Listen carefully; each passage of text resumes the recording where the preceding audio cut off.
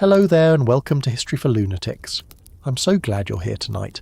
Settle in wherever this finds you. Maybe you are stretched out in bed with the lights low. Maybe you are sitting on the couch with a blanket pulled up over your knees. Maybe it is late where you are, and the room has gone quiet in that particular way rooms do when the day has finally stopped asking things from you. However you arrived, I'm glad you did, because tonight we are going somewhere the usual stories of the American Revolution tend to pass by very quickly.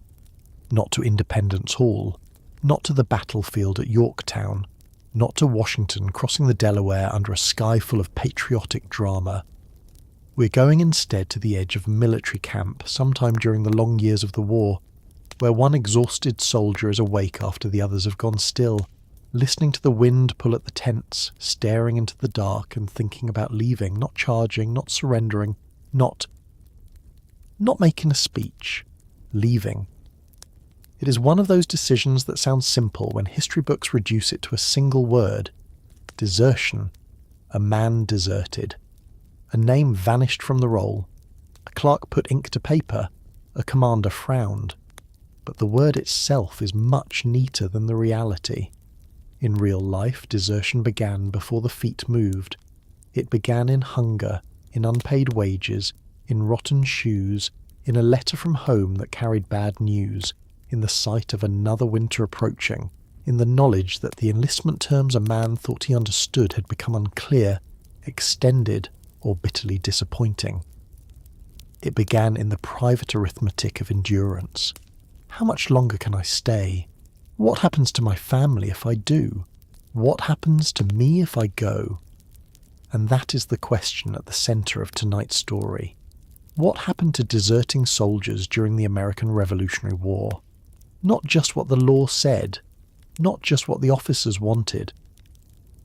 What actually happened to men who slipped away from the Continental Army, from state regiments, from militia units, or from British ranks and tried to reclaim their own lives in the middle of a war that insisted they belonged to it. Some were never found. Some were caught by local officials.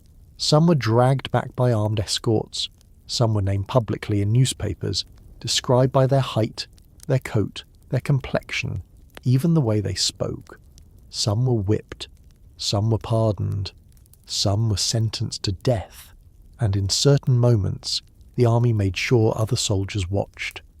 Before we move too far into that darkness, let me ask you something gently. What time is it where you are right now? And where are you listening from tonight? A city apartment?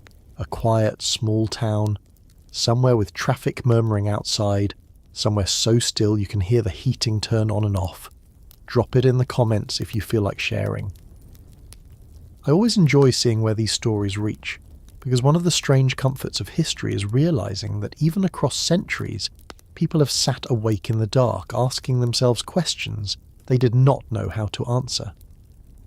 And if this kind of storytelling speaks to you, if you like history not only for the famous dates, but for the ordinary fears, choices and pressures that lived underneath them, it would mean a great deal if you gave this video a like and subscribed. You do not have to do it this second. Do it when you feel settled in. Do it when a detail catches you.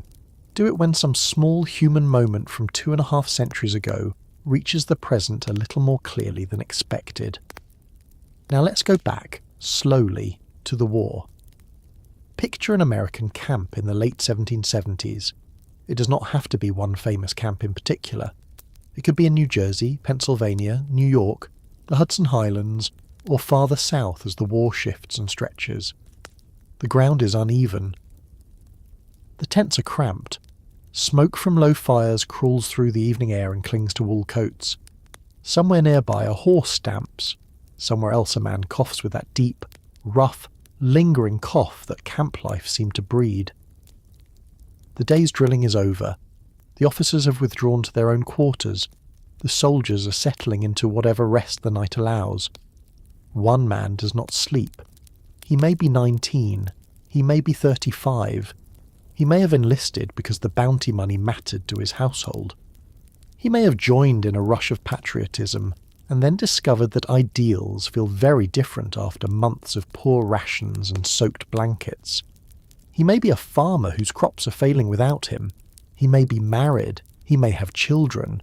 He may have heard that his wife is sick, that rent is due, that creditors are circling, that a parent has died, that someone else in his village has already come home and faced no obvious ruin.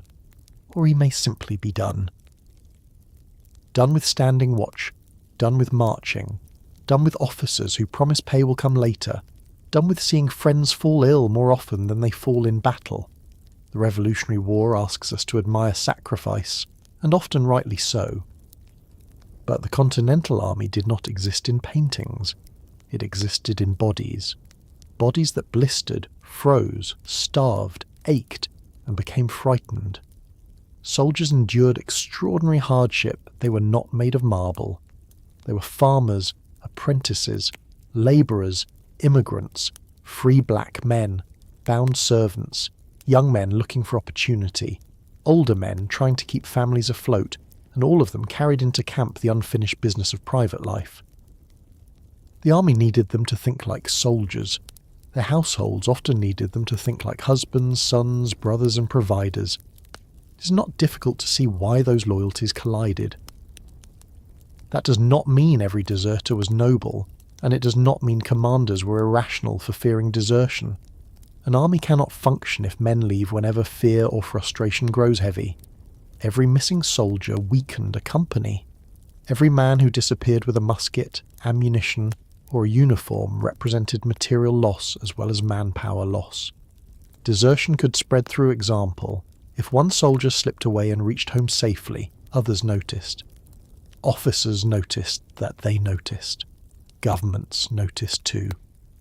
The Continental Congress, facing a war that required a durable army rather than a seasonal burst of enthusiasm, treated desertion as a serious military offence.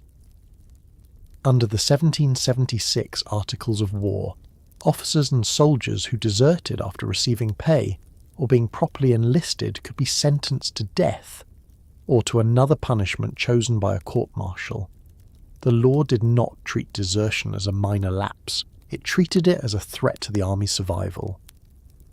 Still, law on paper and life in camp were not the same thing. A sentence of death could exist in the code while actual practice moved through a wide field of discretion, negotiation, warning, mercy, and example-making. Commanders knew they needed discipline. They also knew they needed men. Executing too many soldiers solved one problem by worsening another. Pardoning too freely invited accusations of weakness.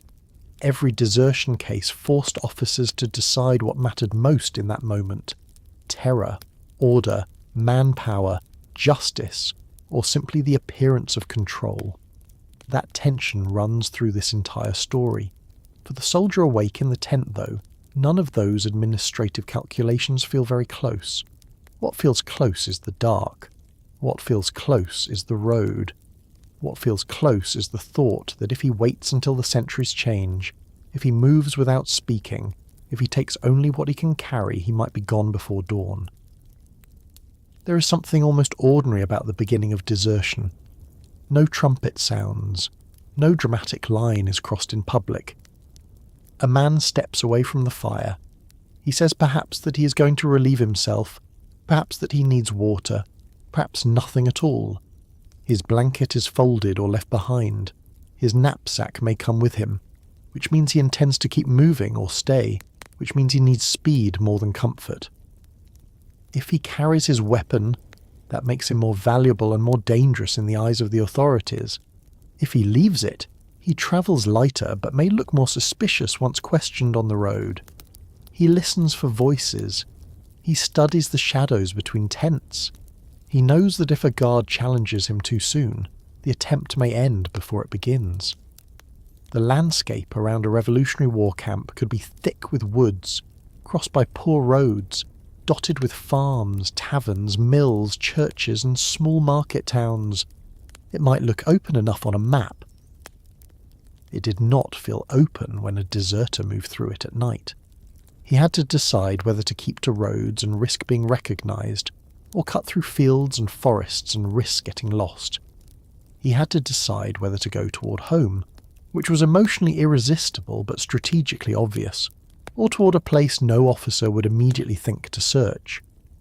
He had to decide whether to trust civilians. Some households hid deserters, others reported them. Congress and state authorities tried to make that reporting worthwhile through rewards and regulations.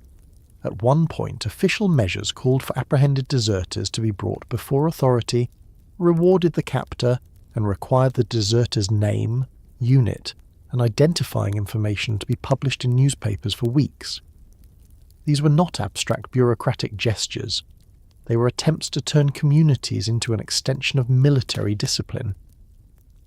And so the deserter enters a second war, smaller than the revolution but immediate to him. A war against recognition. That is one of the parts people forget. A deserter in the 18th century could not simply vanish into a crowd the way someone might imagine disappearing into a modern city. The colonies were full of movement. Yes, but communities were still intimate enough that strangers attracted attention.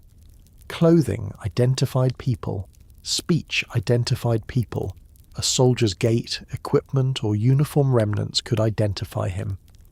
Newspaper advertisements did not merely announce that a man had fled. They described him. They gave names, ages, heights, clothing, facial details, origins, habits of speech, and likely destinations. Some notices warned that the man might be passing himself off under a different story. Others offered money to anyone who seized and returned him. American newspapers carried thousands of such deserter advertisements during the war, which tells us not only that desertion was widespread, but that the effort to recover deserters was persistent and public. Imagine the humiliation of that. You're not merely absent from camp, you're transformed into a description. You become about 5 feet 7 inches high, dark complexion, born in Ireland, had on when he deserted a brown coat, talks much, supposed to be making for Philadelphia, or whatever particulars your officer believes will help strangers capture you. Your body becomes a notice. Your past becomes a clue. Your hopes for concealment are pinned to a tavern wall or printed beside notices for horses, runaways, lost goods, and public sales.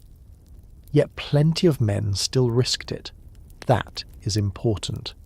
Severe punishments did not make the problem disappear. Public advertisements did not make the problem disappear, or did not make it disappear. Desertion remained one of the persistent anxieties of revolutionary armies. That fact tells us something about the force pressing from the other direction. Men do not usually gamble with disgrace, capture, and possibly death, unless staying has become deeply difficult, or leaving seems plausibly worth the danger. The reasons varied. Some left after their enlistments expired, and officers disputed the timing. Some slipped away in the confusion after battle. Some deserted during marches, when stragglers were easier to hide among. Some fled from camps during periods of disease or hunger. Some were tempted by the enemy's offers. Congress itself attempted to encourage desertion from British and Hessian ranks by offering protections and incentives to foreign soldiers who abandoned British service, which gives the whole subject a slightly uncomfortable symmetry. American leaders denounced desertion inside their own army as destructive, while also recognizing that desertion from the enemy could be useful, even desirable. War has a way of making principles look different depending on which direction a man is walking. That irony matters because it reminds us that deserter was not a neutral word. It depended on who used it. To a Continental officer, a man who left the American army without leave was a deserter, a threat, perhaps a criminal. To a British officer, a redcoat who abandoned his regiment was the same. But to the other side, such a man might be welcomed, questioned, encouraged, or even treated as evidence that enemy morale was failing. George Washington's orders regarding British deserters in 1775 show the Continental Army was prepared to receive men who fled British service, though they were to be handled carefully and interrogated before being plied with hospitality. That is a small, almost dry administrative point, but it reveals the practical reality. Desertion was condemned in one direction, and exploited in the other. The man stepping out of camp, however, is not thinking in geopolitical terms. He is thinking about breadth and distance. He's thinking about whether the sentry heard that twig snap. He's thinking about the road under his boots. He's thinking perhaps that once he reaches the far side of those trees, he will not turn back. And this is where the story becomes more complicated than a simple tale of cowards and punishments. Because not all deserters were captured. Many seem simply to have melted back into farms, towns, workshops and families. Some re-enlisted elsewhere under different terms. Some crossed lines and joined loyalist units. Some returned after amnesties were offered. Some were caught near camp, barely beyond the first step of their escape, and then found themselves thrust into a process that could become terrifyingly formal very quickly. Others made it surprisingly far before being recognised by a tavern keeper, a local militia officer, a sheriff, a neighbour, or a stranger who had read a printed notice and wanted the reward. For the army, catching a deserter was not merely about punishing one man. It was about sending a message to everyone who remained. The revolution relied heavily on ideals, but armies are maintained through systems, roll calls, guard posts, written orders, muster lists, courts, drums, public examples. When a soldier deserted, he tore a small hole in that system. When he was captured and punished, the army tried to stitch that hole shut in front of witnesses. There is a temptation, when telling these stories, to rush directly to the most dramatic punishments, the whipping post, the firing party. The condemned man awaiting the order that may or may not be carried out. Those moments will come, because they belong to the subject. But before any punishment could happen, there was a quieter and more revealing sequence. Who noticed he was gone? How quickly? What did his officer write? Who went after him? What did the newspaper notice say? How did civilian authority become involved? What happened at the moment he was brought back, dusty, frightened, perhaps defiant, perhaps ashamed? The path from absence to punishment was not automatic. It was built step by clerks, sergeants, magistrates, local informants, and officers who needed the army to hold together. And underneath all of it sat a difficult human truth. The same war that asked men to endure hunger, cold, delay, uncertainty and danger also threatened them harshly when they finally failed to endure it. That does not make the officers monsters. It does not make the deserters heroes. It makes the Revolutionary War more real than the polished version we're often given. Real wars are not made only of glorious resolve. They are made of strain. They are made of institutions demanding endurance from people who have limits. They are made of men who stay, men who leave, and men whose lives turn on which of those choices they make in a single difficult night. So let us stay with that soldier for one more moment. The camp is behind him now. The firelight has thinned between the trees. He can no longer hear the low voices of his company. The night air feels colder away from the tents, but he keeps walking. Every step gives him a little more freedom and a little more danger. Ahead of him is the road home, or what he hopes might become the road home. Behind him is the army, and by morning it may already be looking for him. To understand what happens next, we first need to understand what pushed so many soldiers to that edge in the first place. Because no punishment, no court-martial, and no newspaper notice makes sense until we see the conditions that made desertion feel possible, necessary, or worth the risk. Before we follow that soldier any farther down the road, before we watch him slip past the edge of camp and become, in the language of his officers, a deserter, we need to understand the pressure that brought him there, because men did not usually wake up on a pleasant morning, stretch, look around at a comfortable army life, and decide they might as well abandon it. Desertion was rarely born from a single inconvenience. It gathered slowly. It built through weeks and months of disappointment, hunger, confusion, exhaustion, and private worry. By the time a soldier left, the decision may have looked sudden to the men who discovered his empty place in line. but inside him it had often been forming for quite a while. The Continental Army needed soldiers to think of the war as a cause larger than themselves. Many did. That is one reason the army survived as long as it did. But soldiers also had bodies, families, debts, farms, illnesses, and limits. The war asked them to live as instruments of national independence before the nation even fully existed, and for many ordinary men that demand became very hard to sustain. The first thing to understand is that revolutionary soldiers were often poor, or close enough to poverty that the loss of one able-bodied worker could destabilise an entire household. The army drew heavily from farmers, labourers, apprentices, artisans, immigrants, and men whose families depended on their daily work. A merchant with savings could survive a son's absence more easily than a small farmer, facing planting season with too few hands. A young unmarried man might endure camp hardship differently from a husband who knew that his wife was managing children, livestock, debts, and harvest without him. Letters from home could be dangerous things in an army camp. A note that a field had gone untended, that a roof needed repair, that a child was sick, or that creditors were pressing could turn military service from a duty into a burden that felt almost irresponsible to continue. Officers preferred to speak of loyalty, discipline, and obligation. Soldiers could not forget that life beyond the army had not paused simply because they had enlisted. The revolution was fought by men whose private worlds kept demanding attention while they were away. Pay was another source of deep frustration, and it became one of the most corrosive forces inside the Continental Army. Soldiers were promised wages, and wages mattered.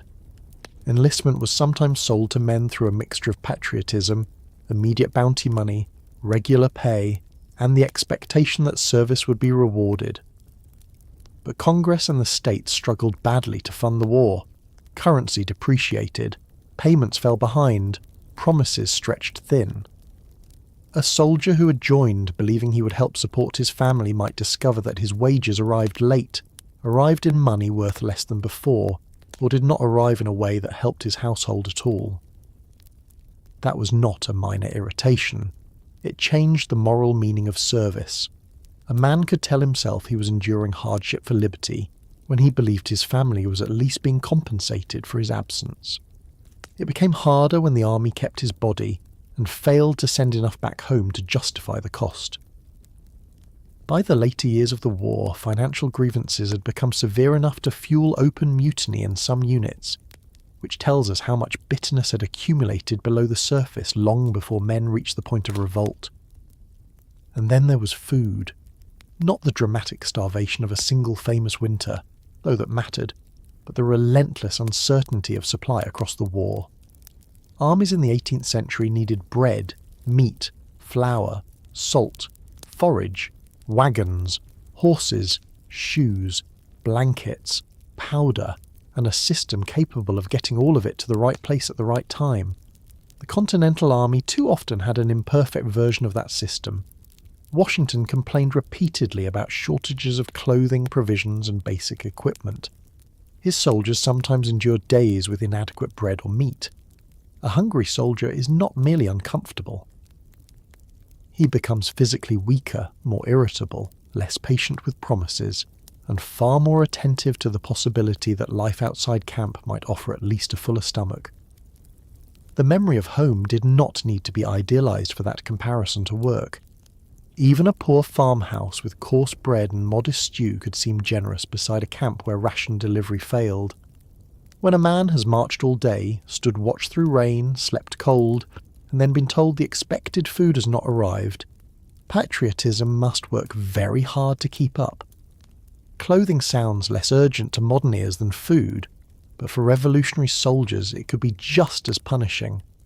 A coat that wore thin, breeches torn at the knee, shirts long unwashed, stockings full of holes, and shoes that failed during a march were not cosmetic inconveniences. They could become a form of suffering that never left the body. The Continental Army supply problems meant soldiers often went badly clothed, especially during harsh weather and long campaigns. Washington's surviving correspondence makes clear that clothing shortages were a constant concern. Men who lacked proper garments grew sick more easily, moved with more pain, and experienced every cold morning as a private insult. It is difficult to remain eager for service when your boots are ruined, your feet are bleeding, and the institution demanding your obedience cannot reliably replace what marching has destroyed. This is one reason desertion must be understood through material life. The grand ideals of the revolution were carried in bodies wrapped in worn wool, walking on leather that often gave out before the soldiers' enlistment did. Disease pressed from another direction.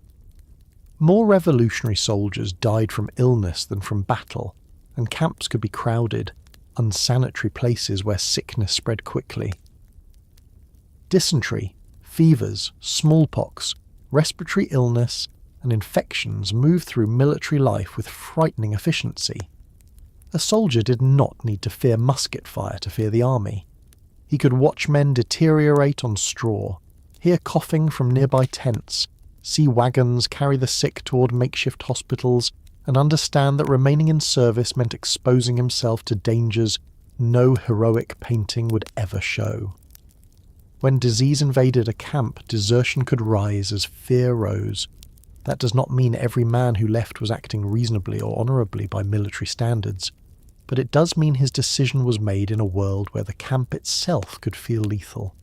Some soldiers did not desert because they were unwilling to face battle. They deserted because they believed if they stayed where they were, illness would take them before the British did. Homesickness mattered too, and it should not be dismissed as childish weakness. The men of the Continental Army lived in a culture where home was not merely a pleasant emotional idea. Home was labour, family authority, property, local reputation, church, neighbours, and the basic structure of identity. To be absent from it for months or years could create a form of dislocation we underestimate. Many soldiers had never travelled far before enlistment. Suddenly they were marched across colonies, placed among strangers, subjected to harsh hierarchy, and told to keep going without clear knowledge of when the war would end. A man might endure a season of that. He might endure a year. But the American Revolution dragged on. What began in 1775 was still unresolved in 1780, still uncertain in 1781, and even after major military victory, soldiers remained in service while political settlement lagged behind. A soldier who left in the early years might have been overwhelmed by inexperience. A soldier who left late in the war might be worn down by the knowledge that he had already given far more than he imagined he would be asked to give. Confusion over enlistment terms made everything worse. Revolutionary military service was not always simple, and soldiers did not always agree with officers about what they had promised. Some enlistments were short, others were for a fixed number of years. Some men believed their terms had expired, while officers insisted otherwise. Disputes over enlistments did not remain in paperwork. They entered daily morale. A soldier who believed his service should already be over did not see himself as a deserter if he walked away. He saw himself as a man refusing to be held beyond his agreement. Commanders might call that dangerous insubordination. He might call it justice. By 1781, disagreements over enlistment length and unpaid obligations played a major role in unrest among troops, especially in the Pennsylvania line, where soldiers mutinied in part because they believed they had been kept longer than promised. That is important for understanding desertion. Some men fled not because they rejected military duty altogether, but because they believed military authority had violated the contract first. There were also men who enlisted with mixed motives from the beginning. Patriotism and practical need often live side by side. A bounty payment could be a powerful inducement, especially for men with few resources. States and localities sometimes competed for recruits by offering money or other incentives, and where systems became uneven, opportunities for fraud appeared. Some men took bounty money, deserted, and re-enlisted elsewhere to collect again. These so-called bounty jumpers were not the majority of soldiers, and it would be deeply unfair to make them stand in for every deserter. But they existed, and officers knew they existed. Their presence affected how commanders viewed desertion as a whole. A hungry father leaving to help his family and a practiced fraudster abandoning one enlistment to profit from another could appear identical in a morning roll call. Both were simply gone. The law often treated them through the same category even when their motives were entirely different. Fear of battle also belonged to the story, though not always in the simple way people imagine. The Revolutionary War included terrifying combat, close musket volleys, artillery, bayonet charges, cavalry pursuit, and wounds that medical care could not easily manage. Men who had seen fighting knew that battle was not a clean painting of flags and smoke. It was noise, confusion, screams, blood, and the sudden disappearance of the man who had eaten beside you the night before. Some soldiers deserted before expected action. Others slipped away after battle, once the reality of war had replaced the idea of it.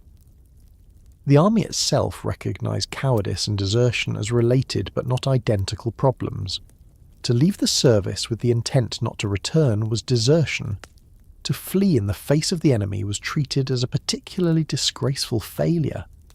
Yet from the soldier's private perspective, both could arise from the same root, a body overwhelmed by fear. The revolution has plenty of brave men in its record. It also had men who reached the end of what fear allowed them to bear. Family attachments could pull especially hard in ways military leadership could not easily control.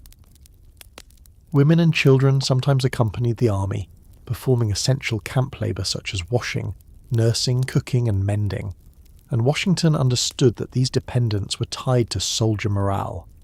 In 1783, when discussing proposed restrictions on rations for women connected to the army, he warned that such measures might drive away valuable soldiers. That letter tells us something crucial. Commanders knew that a man's service was not always separate from his household. If his wife and children suffered, his attachment to the army could weaken. If his family at home faced hardship, the same pressure applied from a distance. Military service demanded that men subordinate family concerns to war. Many did. Others found that demand increasingly impossible. Not every deserter left because conditions were unbearable. Some left because opportunities opened. British-held territory, loyalist networks, civilian employers, frontier regions and distant towns all offered possibilities for men who wanted to disappear or begin again.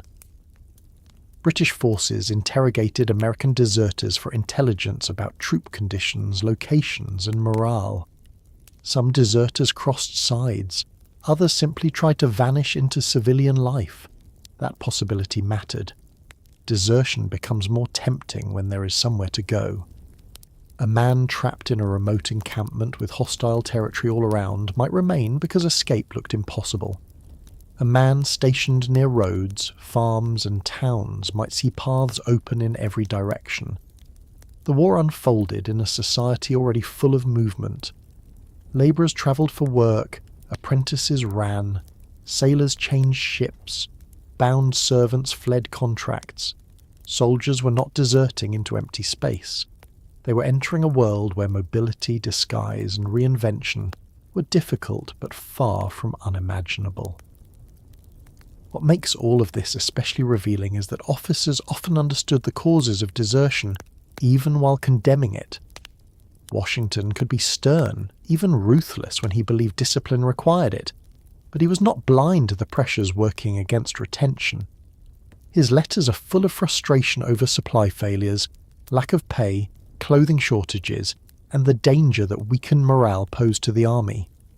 He knew that soldiers were more likely to stay when they were fed, clothed, paid, and treated with a sense of fairness. He also knew the government he served often failed to provide those things adequately.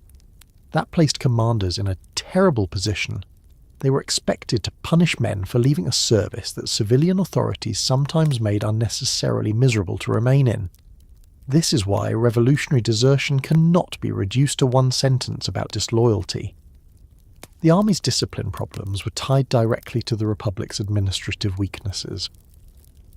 Desertion was a military offence, yes, but it was also a symptom of a struggling wartime system. Still, we should not swing too far in the other direction and imagine every deserter as merely a victim of circumstance. Armies depended on those who stayed, and many soldiers endured the same cold, the same hunger, the same delayed pay, and the same longing for home without leaving. Officers saw desertion not only as an individual act, but as a betrayal of comrades who remained. When one man slipped away, another might have to take his watch. When a company shrank, its surviving members carried more strain. When deserters spread word that camp conditions were dreadful, or that enlistment promises were being broken, they could damage recruiting efforts beyond the immediate loss of manpower. Discipline had harsh logic because armies operate on collective obligation. This is why desertion provoked such fear among commanders. It was contagious not because every man wanted to be dishonourable, but because every man could see that the reasons for leaving were often shared. That shared pressure is perhaps the most important point. A deserter was not always an outlier standing apart from a loyal army. He was often a man acting on thoughts that many others had, but did not act upon. The soldier who remained in line may have considered leaving the night before. The man who condemned a runaway in public may have secretly envied him for reaching home. The army camp was filled not only with obedience, but with constant negotiation inside the minds of those who served. Stay another day. Wait until pay arrives. Wait until the next march. Wait until winter passes. Wait until enlistment ends. Wait until news from home improves. Desertion happened when waiting became harder than the risk of going. So when we ask why revolutionary soldiers deserted, the honest answer is that there was no single reason because there was no single kind of soldier. Some left from hunger, some from fear, some from anger over pay, some from confusion over service terms, some because their families needed them, some because they believed the army had failed them, some because they saw a chance to profit, some because the enemy offered an alternative, some because disease made camp feel like a slow death, some because after months of strain they simply wanted their own lives back. The military called all of these men deserters once they left without permission, but the path into that category was crowded with different motives, and that is why the moment of desertion itself mattered so much. It was the point where private suffering became a public offence, where thought became action, where an absent soldier stopped being merely unhappy and became a man the army might pursue, advertise, arrest, judge, and punish.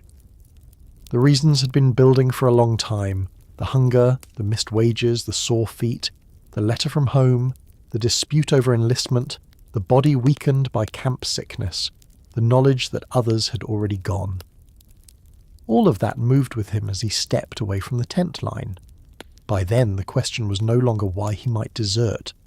The question was what desertion actually looked like in the first few minutes, the first mile, the first morning when his officers discovered that he was gone. There is a particular point in every act of desertion when thought becomes conduct. Before that point, a soldier may be unhappy, frightened, angry, homesick, or tired enough to imagine leaving. He may have complained openly to the men beside him. He may have counted the days until his enlistment ended. He may have told himself 10 times that he would not endure another week of this.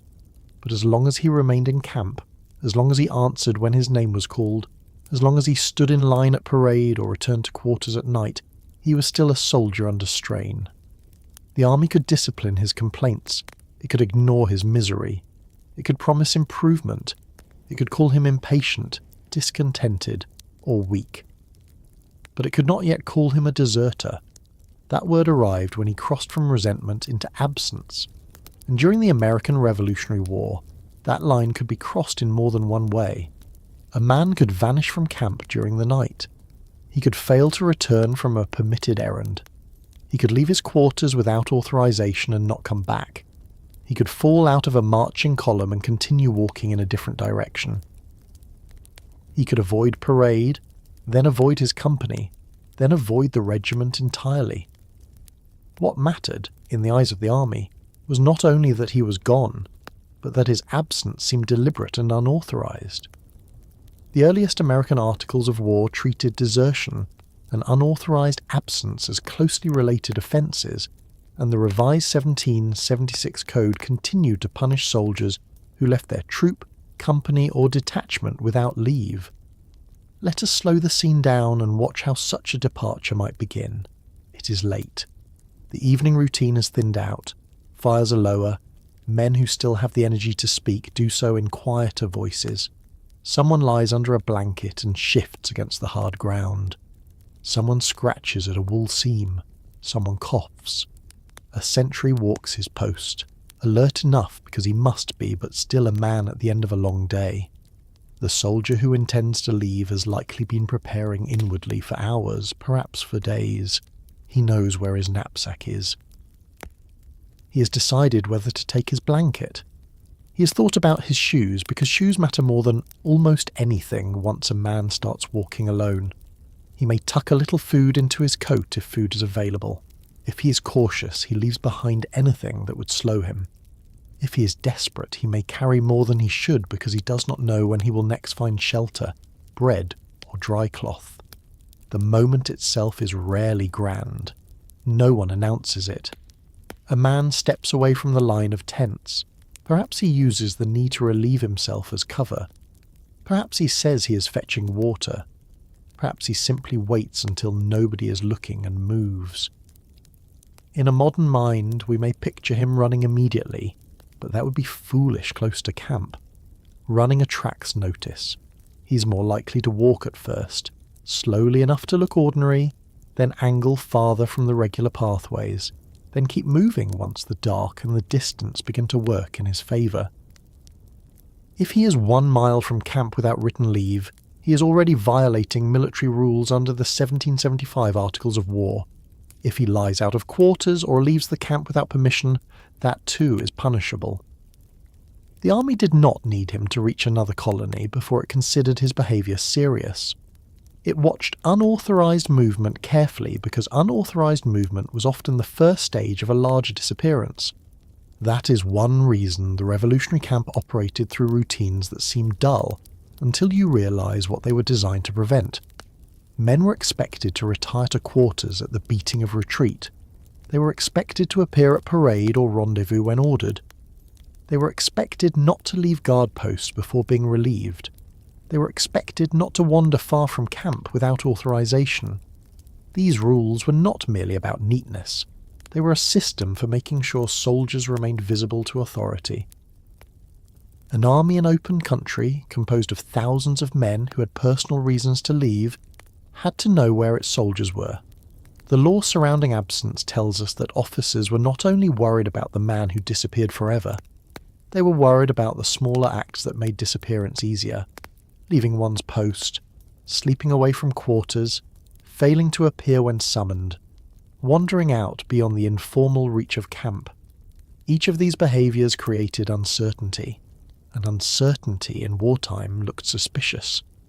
Morning was often when a deserter's choice became visible to everyone else. The soldier had made his decision in private.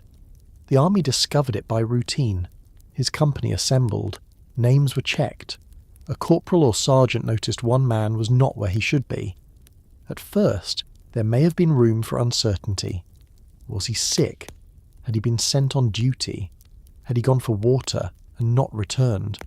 Was he at the hospital? Had an officer excused him? That uncertainty mattered because armies recorded absence with care.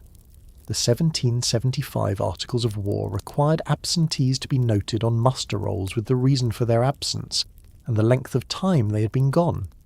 In other words, the difference between sick, on command, furloughed, missing and deserted was not just gossip. It shaped the record of a soldier's service and the response of the army. But if no explanation came, if no officer had granted leave, if no companion could account for him, suspicion hardened quickly. The empty place in line was not just empty, it had meaning. A man who failed to appear at the wrong moment forced his officers to decide whether they were looking at negligence, temporary absence, or intentional desertion. Sometimes that decision was easy. If his blanket, pack, arms and clothing were gone, the conclusion suggested itself. If another soldier had seen him heading toward the edge of camp after dark, that helped. If he had recently complained that he was going home no matter what anyone said, the matter grew clearer. If he vanished during a march, especially at a point where roads divided or woodland offered cover, officers might immediately suspect he had slipped away deliberately. Once the regiment treated it as desertion, the process moved outward.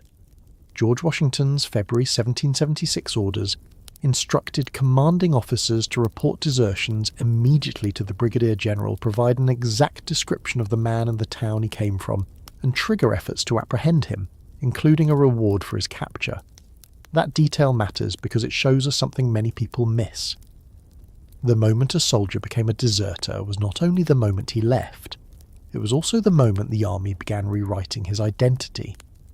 Until then, he'd been John from a Massachusetts town, Thomas from Connecticut, Patrick from Pennsylvania, or whoever he was. After the report, he became a military problem. His height, clothing, complexion, birthplace, accent, former occupation and home community could all become tools for bringing him back. He entered a different kind of record, one not designed to honour service but to recover lost manpower. The clerk who wrote his name might never have known why he left. The officer who reported him might not have cared.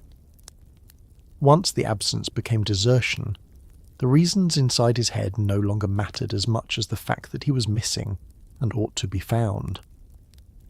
There were several common settings in which that transformation happened.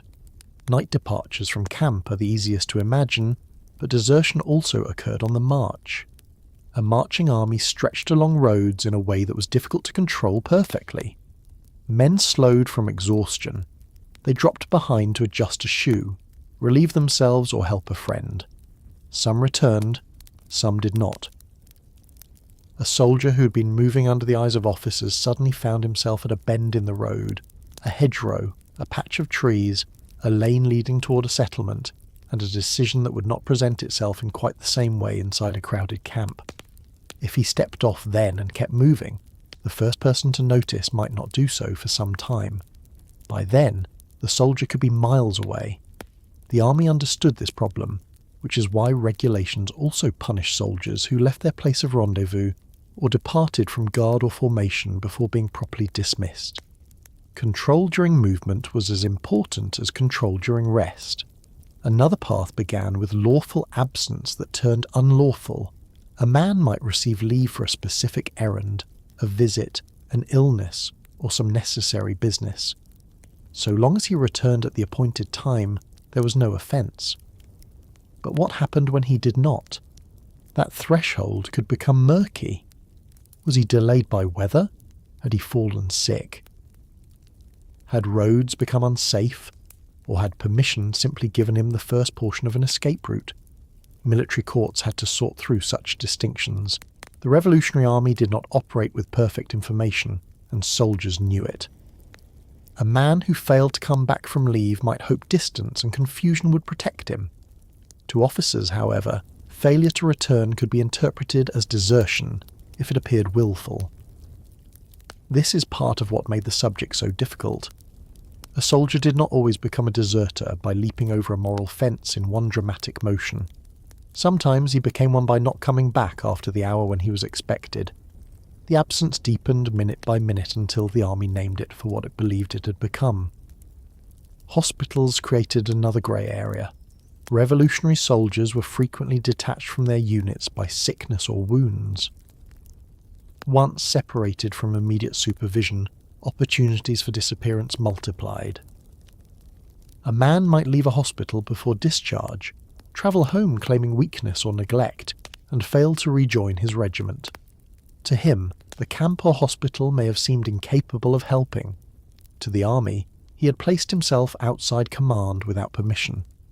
I want to be careful here because every case differed, and not every absent sick soldier was a deserter. Records sometimes carried categories that reflected real uncertainty. Yet the broader point remains clear. The revolutionary military system struggled to keep track of men once war scattered them through camps, roads, houses used as hospitals, detachments, and local communities. Desertion did not only happen under cover of midnight, it also happened in the administrative gaps of a young army still learning how to manage itself. The soldier himself may not have thought of the exact legal instant when he became a deserter. He may have believed that happened only if he was captured. He may have told himself he was merely going home for a while. He may have intended to return after seeing his family, especially if he left under emotional strain rather than cold calculation. That distinction mattered to courts and commanders later, but in the moment it could be foggy. Desertion is a term imposed from outside. A frightened man walking toward home may describe himself differently in his own mind. He may think he is correcting an injustice, escaping starvation, answering a family emergency, or taking back control of his life. The army sees only that he is absent without leave and not where duty requires him to be. The tension between those two viewpoints runs through nearly every desertion case. The law wants a clear line. Human beings often cross it while telling themselves they have not crossed it yet. It is also worth noticing that the man who left was rarely leaving nothing behind. He left bunkmates who might be questioned. He left a company one man weaker. He left extra suspicion in the air, especially if others had been complaining. Officers understood that desertion could spread by example. One successful disappearance suggested to the rest that escape was possible. That is why commanders moved quickly once an absence looked intentional. The report had to be made, the description had to be circulated, a reward could be offered. The army needed the deserter pursued before his success became a story others repeated at the fire. Washington's order to report deserters promptly and provide identifying details reveals not only an administrative habit, but a fear of delay. Delay gave the deserter distance, and distance gave courage to everyone still thinking about going. Sometimes the army had even clearer evidence of intent because a man deserted directly toward the enemy. That changed the emotional temperature of the offence at once.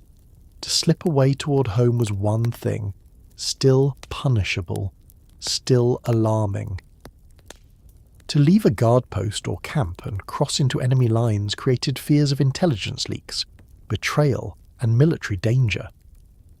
A 1776 order preserved in Washington's correspondence records a soldier named John Jones condemned to death for deserting from his guard to the enemy, though execution was suspended.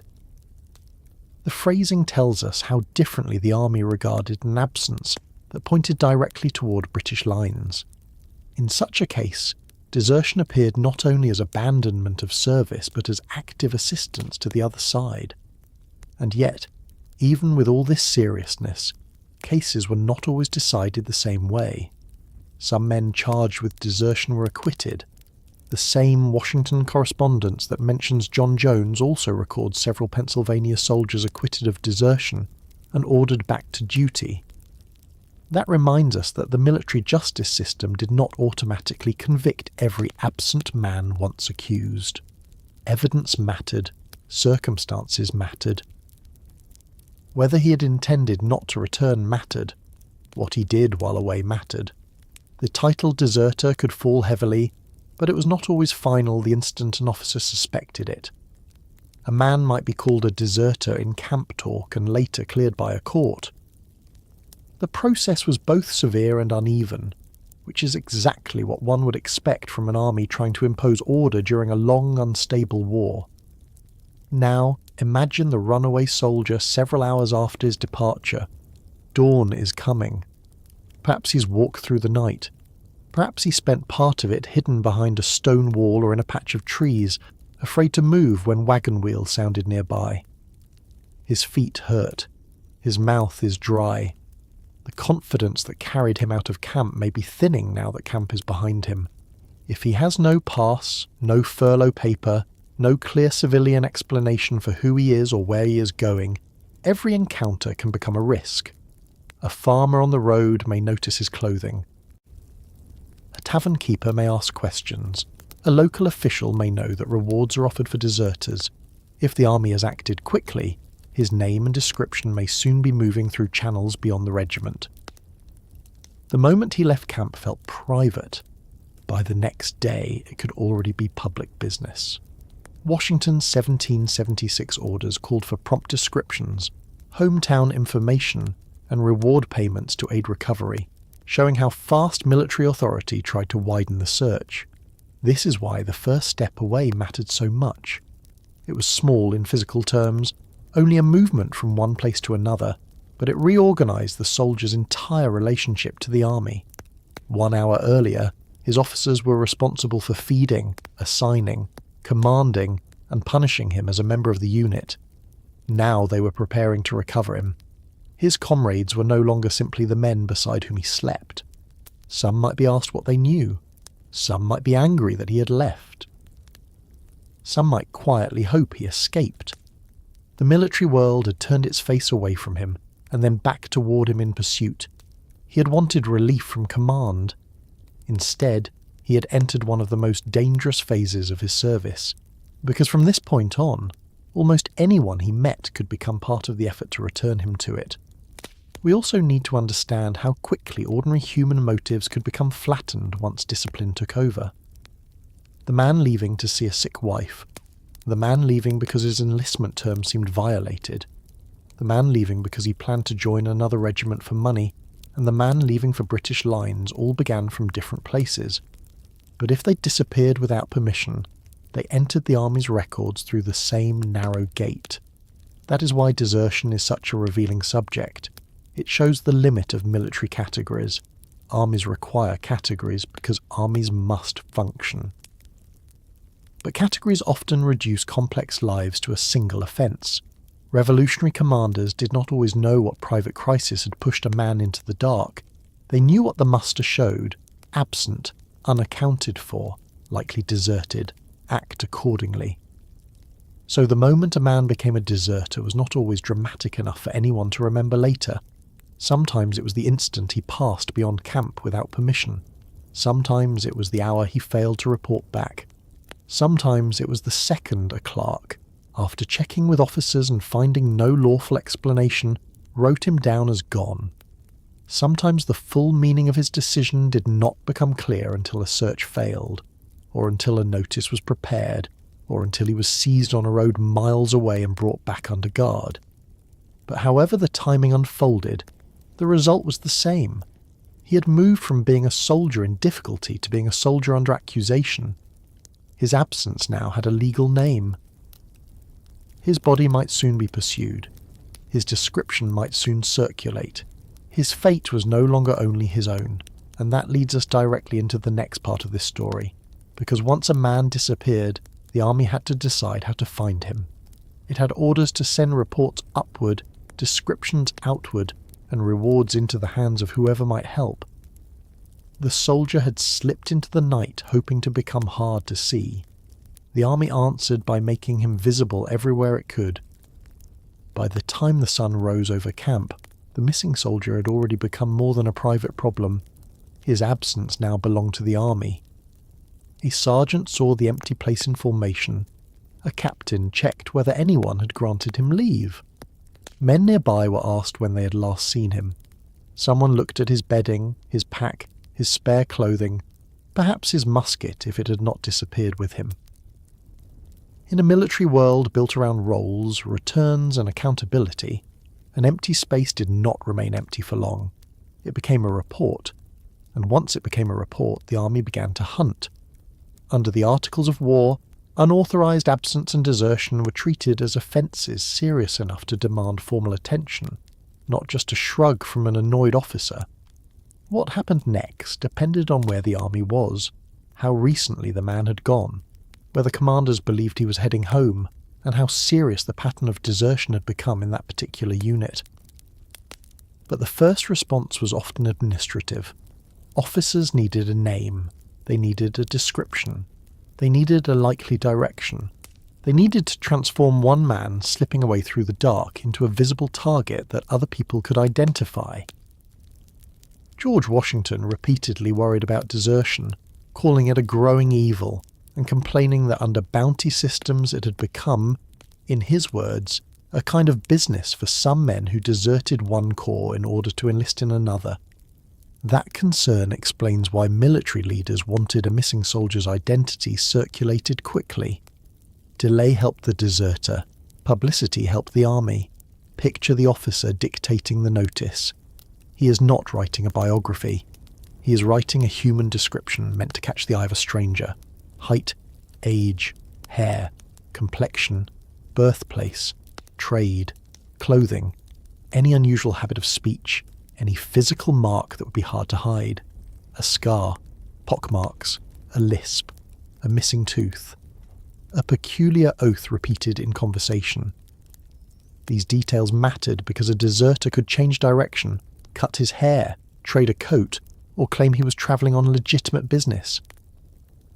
But he could not easily change his body, his accent, or the small habits that made him recognisable when someone looked closely. Newspaper deserter advertisements from the Revolutionary era routinely gave exactly this kind of information and offered rewards for the man's return. American newspapers carried thousands of such notices during the war.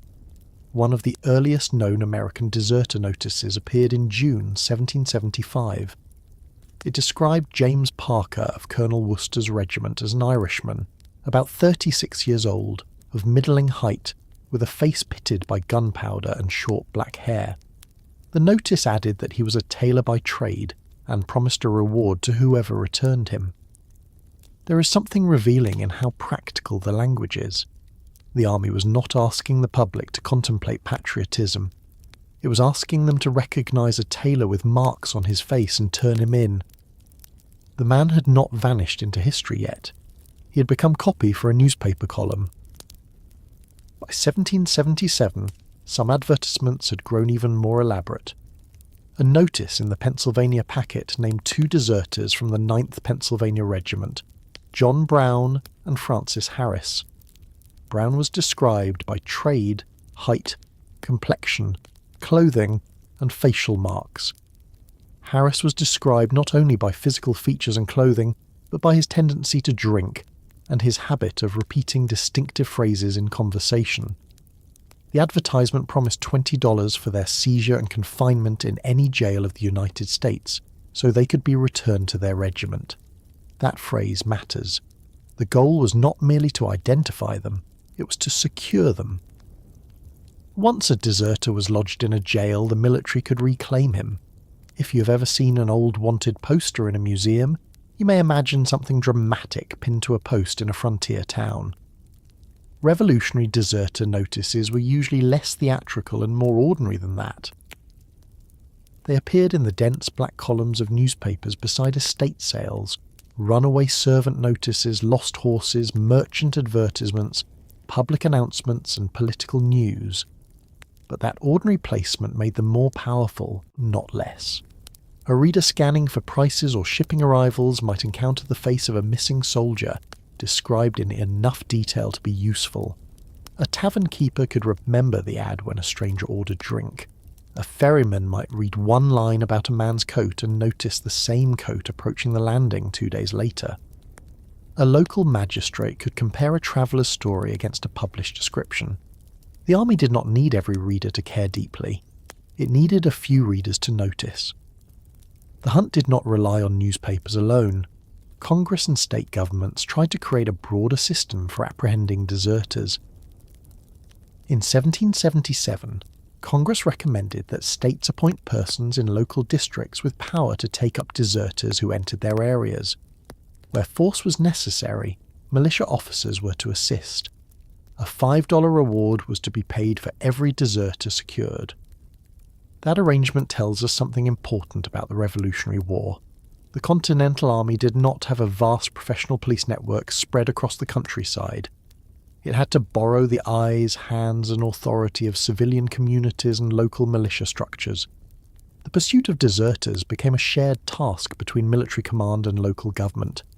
That sounds tidy on paper. In practice, it was often messy. A deserter might be a stranger in one county and well known in the next. If he was running toward home, people along the route might know his family. Some might believe he deserved to be taken back. Others might quietly think he had done enough. A local official offered $5 for capturing a man could still hesitate if that man's wife was sick, his farm was failing, or his neighbours sympathised with him. The revolution depended on public cooperation, but public cooperation was not guaranteed. Washington later complained that officers who had apprehended deserters were sometimes obstructed, and that deserters had even been rescued by civilians. Other accounts similarly suggest that relatives and neighbours sometimes sheltered men who fled the army.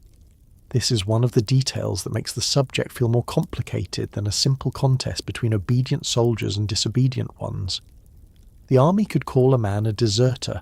His village might call him James or Samuel or Thomas, and remember that he had children at home.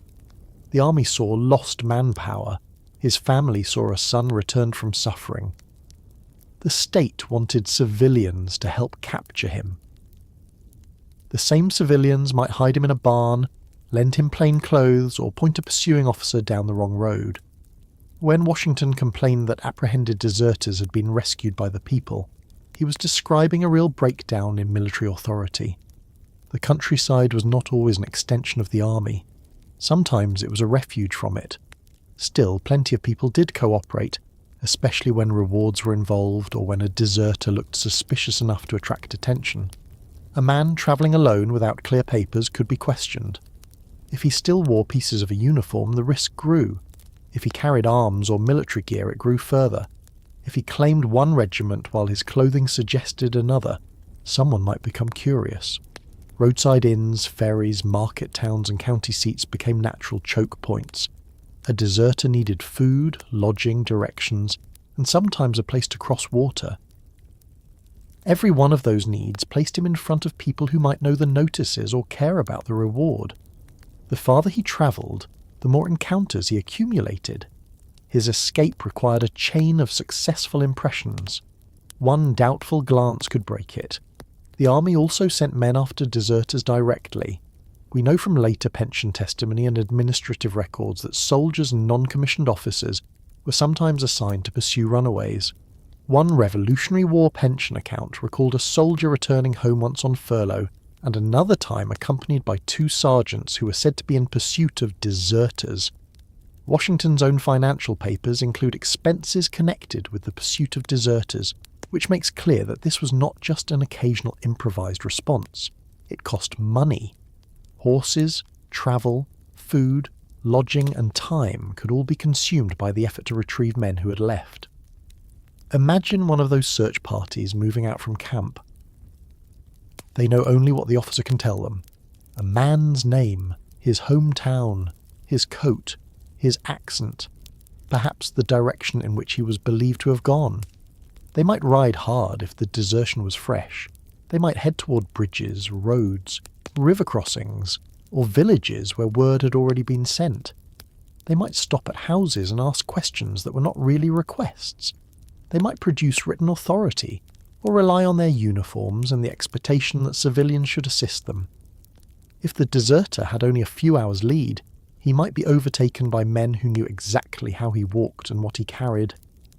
If he had a day or two, the search became more uncertain. Dust, weather and rumour began to work against the army. The hunt also unfolded inside military space itself. Camps were watched.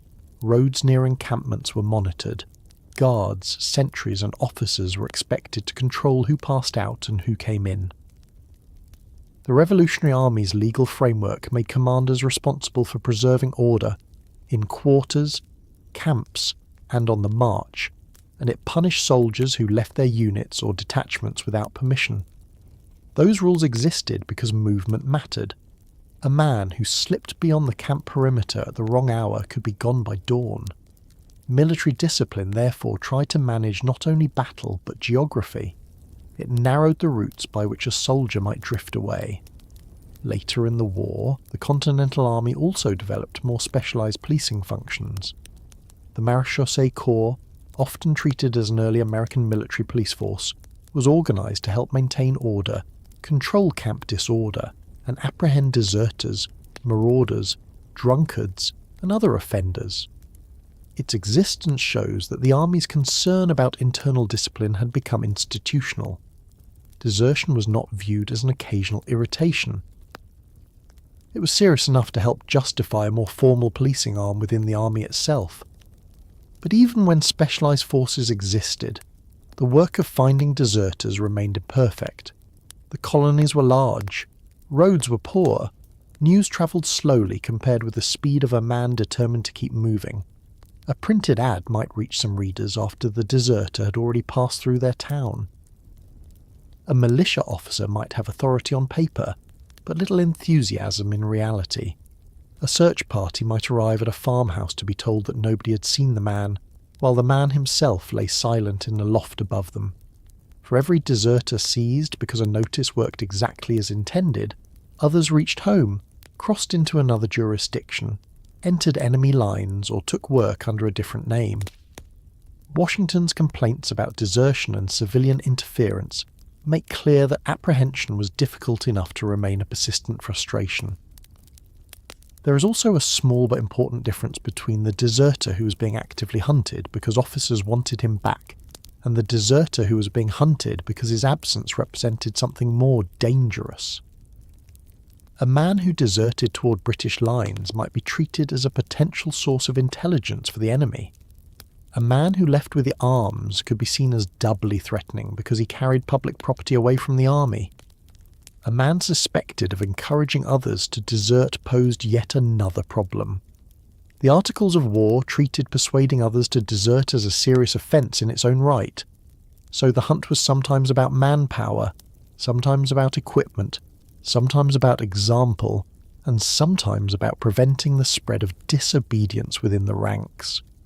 Newspaper notices reflected these anxieties indirectly.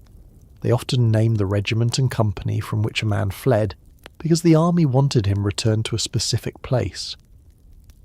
They noted whether he'd taken clothing, arms, or tools.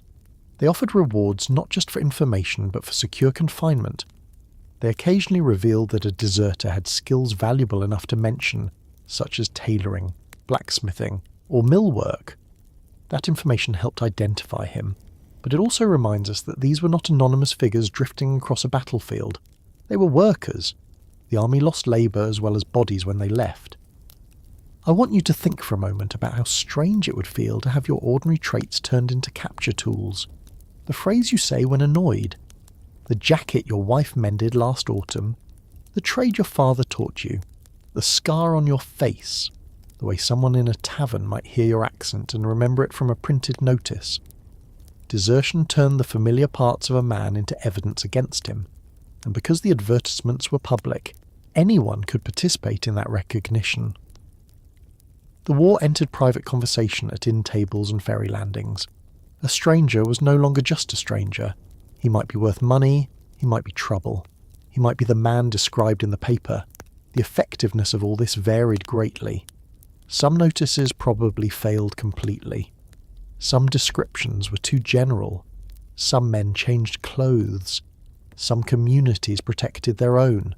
Others may have been captured precisely because the ad contained one detail too specific to ignore. What the notices unquestionably did was expand the reach of military authority beyond camp. The Continental Army did not need to physically occupy every roadside village if it could persuade readers to help watch for its missing soldiers. Congress's recommendation for local officers empowered to seize deserters worked the same way. The army used paper, reward money, and local power to extend its grasp. And yet, the deserter often retained one advantage. He knew why he had left. The men pursuing him did not always know that. They knew his body, his clothes, his regiment, and the offence written next to his name. He knew the unfinished field at home, the overdue pay, the promise he believed had been broken, the fever he had barely survived, the fear he had hidden from his comrades. That inner story did not excuse him in the eyes of military law, but it shaped how he moved through the world after leaving. A desperate man might risk sleeping in a barn close to the road. A careful man might travel by night. A man convinced he had done no wrong might head straight home. A man who feared capture deeply might avoid every place where news gathered. The hunt had a public side made of ads, rewards and patrols. It also had a private side made of judgment, exhaustion and choices under pressure. Sooner or later, one of two things happened. The army failed to find him, and his name drifted into the long list of men who disappeared from service, or the network tightened. A ferryman recognised him. A local magistrate grew suspicious. A militia patrol stopped him. A neighbour reported him. A sergeant caught up with him on the road. The deserter who had spent days listening for hoofbeats suddenly heard them behind him. The man who had escaped camp now had hands on his arms, questions in his face, and the road home closing in front of him. What happened from that moment forward was no longer a search. It was custody. And for many men, that was when fear truly began. The road had seemed open until it was not. A soldier who had slipped away from camp in darkness might spend hours telling himself that the hardest part was behind him. He had passed the tents. He had avoided the sentries. He had kept moving until the noises of the army disappeared. Perhaps he had crossed a field silvered by moonlight, followed a half-frozen lane, or hidden in the woods when horsemen passed somewhere in the distance. He may even have begun to believe that home was possible again. Then came a voice from behind him, or a hand on his shoulder at a tavern door, or a militia patrol asking for papers he did not have. The moment of capture was the moment the road changed direction. He had been moving away from the army. Now the army, or the authority acting for it, began moving him back. That capture could happen in several ways. Sometimes soldiers were taken by officers or patrols sent out specifically to recover runaways. Sometimes local militia assisted. Sometimes civilians acted because Congress and state authorities had made deserter catching part of the public business of the war. In 1777, Congress recommended that states appoint people in local districts with power to take up and secure Continental Army deserters, and where force was needed, militia officers were expected to help. The Sames measure authorised a reward for each deserter taken up and secured. A missing soldier was no longer only the concern of his regiment. Once he crossed into the countryside, county officials, militia officers, and ordinary residents could become part of the effort to seize him. Try to imagine the scene from the deserter's side. He has spent a night or two surviving on caution. Every farmhouse might shelter him or expose him. Every rider on the road might pass without notice or turn back. He has probably rehearsed a story in his head. He is on leave. He's carrying a message. He's going to visit a sick relation.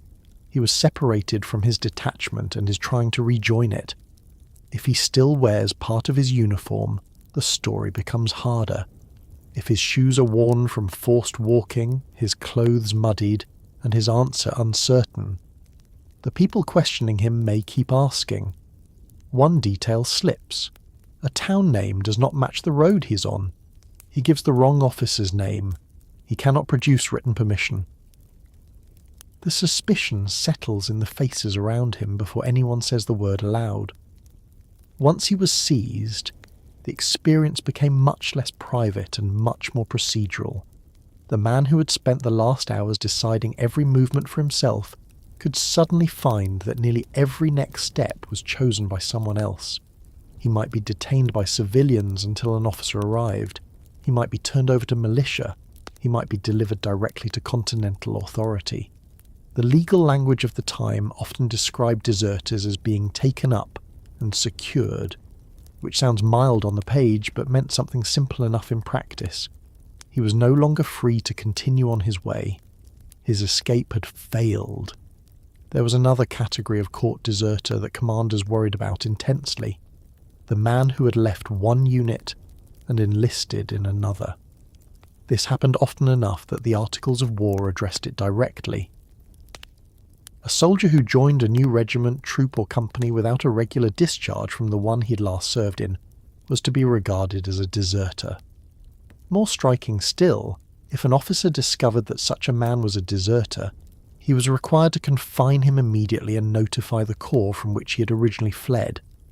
Failure to do so could cost the officer his commission. That tells us two things at once.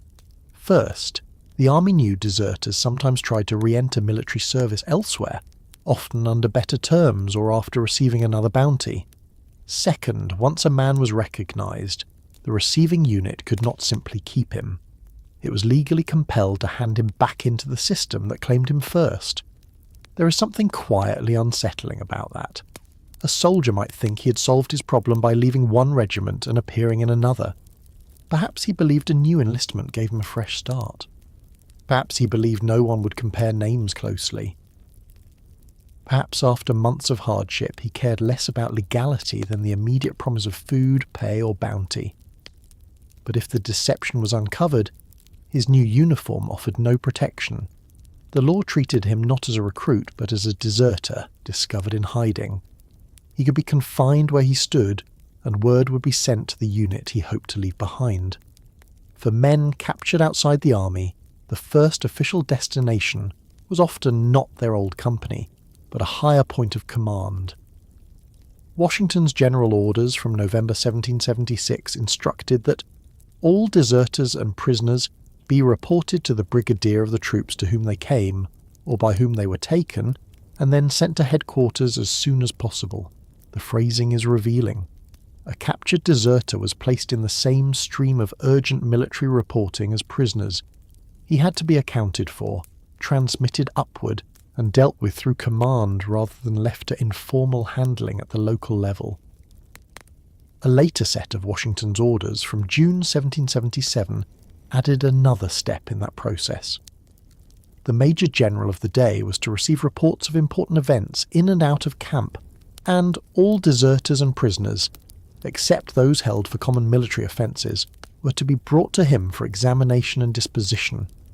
This does not mean every case ended instantly in judgment. It means the army wanted a captured deserter moved quickly into an official chain of review. Who was he? From what unit? How was he taken? Was he simply absent without leave?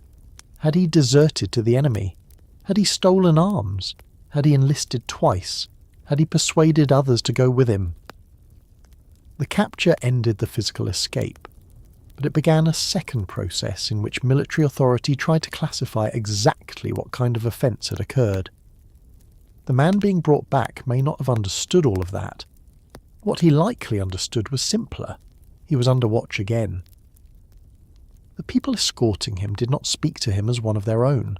If he had been away long enough, his beard might have grown rough, his clothes become travel-stained, his feet sore from marching without a column around him.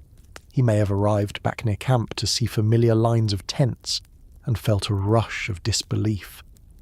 The place he'd tried so hard to leave was before him again. Other soldiers might notice his return. Some would stare openly, some might say nothing. Men who had thought about deserting themselves would study him carefully. They would want to know what happened. Was he captured quickly? Did he resist? Did he speak when questioned? Did he look frightened? Did the officers seem angry? Armies pay close attention to examples, especially examples that walk back into camp under guard.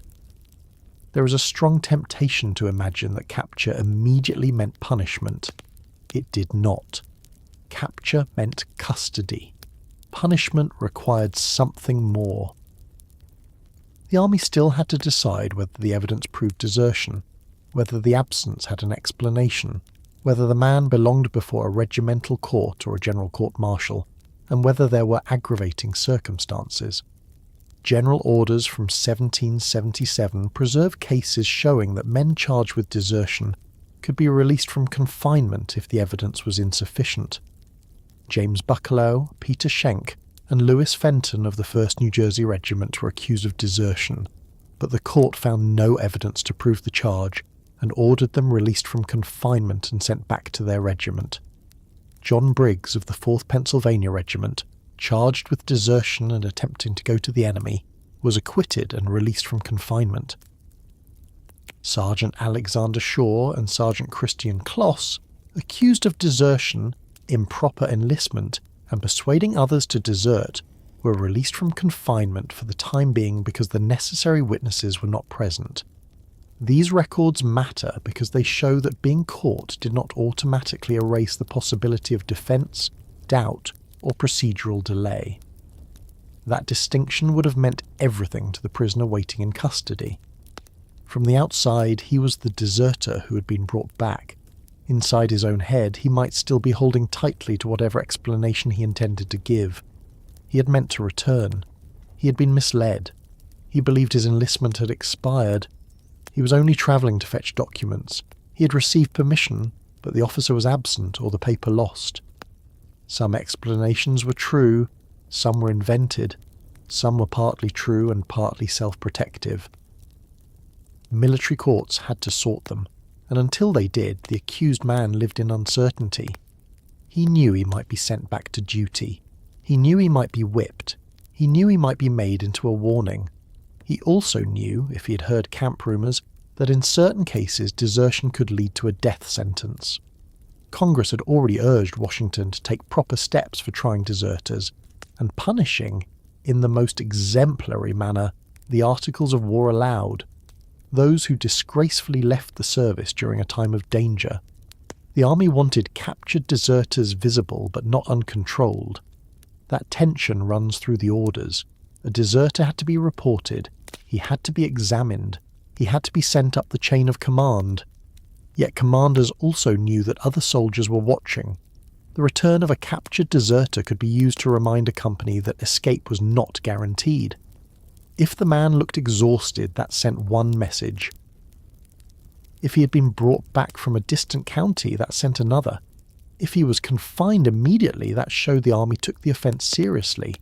If rumours spread that he might hang, the fear worked even before any sentence was passed. But there was another complication, and it is one of the more surprising details in this whole subject. Capture did not always hold.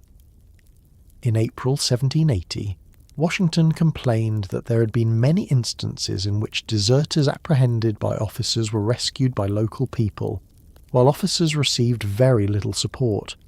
He believed deserters were given too much encouragement in the countryside and urged stronger laws against those who helped them. That means that even after a soldier had been seized, the outcome could still change if sympathetic neighbours intervened, if a crowd gathered, or if local hostility to military enforcement outweighed obedience to the army. The line between custody and freedom was not always secure. This is worth pausing over because it reveals the political texture of the revolution in a way battlefield maps cannot. The Continental Army was fighting in the name of liberty, but it also needed men held to their enlistments and returned when they fled. Communities that supported independence in principle did not always support the army's claim over a specific son, brother, hired hand, or neighbour. A deserter seized by officers might still look to local eyes like a familiar young man who had suffered enough. Washington's frustration suggests that officers sometimes arrived with legal authority, but not with social authority strong enough to make that legal authority stick. For the deserter, such rescue would have felt like a second chance granted by the world itself. But for many others, no rescue came. They were delivered where they were supposed to go. If taken by a continental party, they were reported. If encountered by another officer after fraudulent enlistment, they were confined. If brought into camp, they were examined. If the evidence appeared sufficient, charges moved forward. The machinery didn't always move quickly by modern standards, but from the prisoner's point of view, it probably felt like a wall closing in. Each step reduced the chance that his absence could remain a confused mistake. Each step turned it into a case. You can almost feel the shift in how time must have changed for him. During escape, time had raced. How many miles before dawn? How soon to the river? How far until home? After capture, time slowed, waiting to be questioned, waiting to be moved, waiting for an officer to decide what to do next, waiting while the facts of his absence were gathered from others, waiting in confinement while fellow soldiers continued their routines outside. The war had seemed unbearable when he was free to leave it. Now even the ordinary sounds of camp, the drumbeat, the shouted order, The movement of men at morning parade might carry a terrible familiarity, because he had tried to put all of it behind him and failed. The records do not always tell us what the first night back felt like for a captured deserter. They tell us where men were sent, who was to examine them, what officers were required to do, and which accused soldiers were released or later punished. The emotional details must be inferred from the situation itself, and the situation was harsh enough. A man who had taken the greatest risk of his service by leaving now had to explain himself to the institution he had attempted to escape. He might see his captain again. He might see comrades whose opinions mattered to him more than he cared to admit. He might hear that Congress wanted deserters punished as examples. He might hear another prisoner's sentence discussed nearby. He might have left because he believed the army did not value his suffering. Back in custody, he would discover that the army valued his offence very much. Not every capture was dramatic. Some men were likely taken quietly with little struggle and brought back without a scene. Others may have resisted, fled again, or lied until the contradictions closed around them. The official record tends to flatten these encounters into phrases such as taken, confined, reported, and released from confinement. But those short phrases contain a great deal. They contain a hand gripping an arm. They contain a civilian deciding whether to act. They contain a soldier recognizing that the man questioning him knows more than expected. They contain the end of a journey that may have lasted 10 miles or 200. They contain, above all, the sudden restoration of military power over someone who had tried to step outside it. And this is where the matter became more dangerous still, because once a captured deserter was secured and the army believed the charge could be sustained, the question changed. It was no longer simply, where has he been? It became, what are we going to do with him? The next stage took place before officers seated as judges, with testimony, formal accusations, defences that might or might not be believed, and sentences that could reshape the rest of a man's life in a matter of minutes. There is a strange kind of silence that settles over a man once he has been caught. The running is over, the hiding is over. The quick excuses made at roadside doors, the nervous glances over his shoulder, the hope that one more mile might place him beyond reach, all of that has ended. He's back inside the army's grasp now, or waiting to be carried back into it. The danger has not passed. It has changed shape. Before, he feared being recognised. Now, he fears being judged. And for a revolutionary soldier accused of desertion, judgment did not come from a distant civilian court with powdered lawyers arguing over technicalities in a polished room. It came from officers in uniform, men who knew what desertion did to a regiment, men who may have spent the same week writing reports about missing soldiers, shortages, and discipline. Men who were asked to decide whether the prisoner before them had simply wandered too far, panicked under hardship, misunderstood his service, or deliberately abandoned the army at a moment when the army needed him. Under the 1776 Articles of War, desertion was serious enough to carry death or whatever lesser punishment a court-martial chose to impose, and once a soldier had been confined for an offence deserving punishment, the law expected him to be tried or lawfully discharged by proper authority. Imagine him waiting for the proceeding to begin. He may be held in a guardhouse, a room in a requisitioned building, a corner of some temporary military confinement, or under the watch of sentries in camp. He has had time to think, which is not always a comfort. If he ran because he was frightened, he has now had hours to become more frightened. If he ran because he was angry, the anger may be fading into dread. If he still believes he did nothing truly wrong, he may be rehearsing the explanation he intends to give. He was only absent a short while. He meant to return. His enlistment had ended. He was deceived. He was sick. He was looking for food. He had gone home to help a family in distress. Some of those claims might be sincere. Some might be desperate inventions formed only after capture. The court-martial had to listen, compare, and decide. A general court-martial in the Continental Army was not assembled casually. The 1776 Articles of War required that such a court contain no fewer than 13 commissioned officers. Its president had to be at least a field officer, and could not be the commander-in-chief or the commandant of the garrison where the accused was tried. A judge-advocate, or someone deputed to act in that role, prosecuted in the name of the United States. The officers were sworn to judge according to the evidence, without partiality, favour or affection. Witnesses gave evidence under oath, and if the court considered a death sentence, 2/3 of the officers present had to concur before such a sentence could be issued. None of this made the proceeding modern in the way we understand legal process today, but it did make it formal. The Continental Army was not supposed to punish a man for desertion merely because his captain was furious. A court had to sit, charges had to be heard, evidence had to be weighed, a sentence had to be reached. Those rules created a scene that must have felt both solemn and deeply intimidating. Officers arranged before him. The president of the court presiding. The judge-advocate preparing to state the charge. The prisoner standing in a space where everything about the room tells him he is outnumbered. These are not strangers in civilian clothes.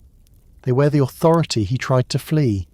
Some may outrank every officer he has ever spoken to directly. Some may appear bored, some impatient, some attentive. A court-martial was not theatre for the accused, though it must often have felt like one. It was one of the army's ways of proving to itself that it remained an organised institution, rather than a crowd of armed men held together only by habit. We have surviving general orders that let us glimpse how these courts were convened. At Valley Forge in February 1778, Washington ordered a general court-martial to sit the following morning at 9 o'clock, named Colonel Wigglesworth as president, and directed that a captain from each brigade would compose the court. That line is plain enough, but it helps us picture the machinery coming together. Officers drawn from across the army, leaving their daily duties to sit in judgment over military offences, including desertion. This was not an occasional emergency body summoned only for spectacular crimes. Courts-martial were part of the army's routine effort to manage discipline, and in an army strained by hunger, fatigue and recurring desertion, that routine mattered. The charge itself could be simple in wording and complicated in meaning. Desertion. That was enough to put a man in peril, but the facts beneath it varied. Did he leave camp without leave and remain absent? Did he disappear on the march? Did he cross toward enemy lines? Did he desert one regiment and enlist in another? Did he encourage others to go with him? The Articles of War treated these related acts differently, even while keeping them under the broad shadow of military disobedience. A soldier who enlisted in another unit without a regular discharge from the one he last served in was to be regarded as a deserter. A person who advised or persuaded another soldier to desert faced punishment by court-martial as well. The court therefore had to establish not simply that the man had been missing, but what kind of missing he was. That distinction could shape everything. A private who vanished for several days and was taken on the road might argue he intended to return. A man found serving in a second regiment after leaving the first stood in a more awkward position because his actions suggested planning and profit. A soldier accused of trying to reach the British faced a darker suspicion still. The army did not hear desertion to the enemy as ordinary absence. It heard betrayal, intelligence risk, and danger to the entire cause. Later punishment could reflect that, but even before punishment, the very tone of the trial would have changed. The court might press harder. Witnesses might be called to establish direction of travel, statements made before leaving, or contact with suspicious persons. The line between a runaway and a traitor could become central to the judgment. The court's record was built from testimony, and testimony in these cases was often painfully ordinary. Another soldier might state when the accused was last seen. An officer might testify that no leave had been granted. A clerk might produce enlistment details. A witness could describe finding the prisoner on a road, in a town, or trying to pass under a false explanation. In one sense, the evidence was mundane. In another, it was devastating. A deserter's fate could turn on whether someone remembered hearing him say he was going home. It could turn on whether a pass was valid, whether a commanding officer recognised the prisoner's claim, whether the man's regiment could prove he belonged to it, or whether a witness actually appeared. The Continental Army's own records show that absence alone did not always produce conviction. Men accused of desertion were sometimes acquitted when evidence failed. That is a detail worth holding on to. There are cases in Washington's general orders where prisoners charged with desertion were found not guilty or released because the court lacked evidence. In February 1778, Charles Smith of the 1st New Jersey Regiment, tried for desertion and enlisting again as a substitute, was acquitted and ordered released. In March of that year, Godfrey Grimm, also tried for desertion, was acquitted and ordered discharged. Other cases from the same period show similar outcomes when proof was missing, or witnesses were not present. The court-martial could be harsh, but it was not always a machine that automatically turned accusation into punishment. Sometimes it stopped. Sometimes it said the charge had not been proved. Sometimes a man who entered under guard walked away released, perhaps shaken, perhaps relieved beyond words. Still, release was not the result most prisoners counted on once the evidence came together clearly. Many desertion cases ended with conviction. Washington's general orders from 1776 and 1777 contain repeated examples of soldiers tried by general courts-martial, found guilty of desertion and sentenced to lashes. Edward Macartney received 39 lashes. Charles Bowen received 30. John Suby and James Johnston were each sentenced to 39. Later records show multiple men sentenced to 50 lashes, 30 lashes, or 100 lashes depending on circumstances. The range itself tells us something important. The Articles of War gave courts considerable discretion below the maximum penalty. Desertion was one offence, but the army did not punish every deserter in exactly the same way. The court looked at the details. The commander reviewed the sentence, and the severity could rise or fall according to the case. The accused soldier might also plead guilty. That did not necessarily spare him from severe punishment, but it changed the shape of the proceeding. A plea of guilty removed the need to prove the central act, though the court still had to determine sentence. At Valley Forge in March 1778, Thomas Cauchel and Samuel Burris, tried for attempting to desert the enemy, pleaded guilty and were sentenced to receive 100 lashes each, divided across 2 days.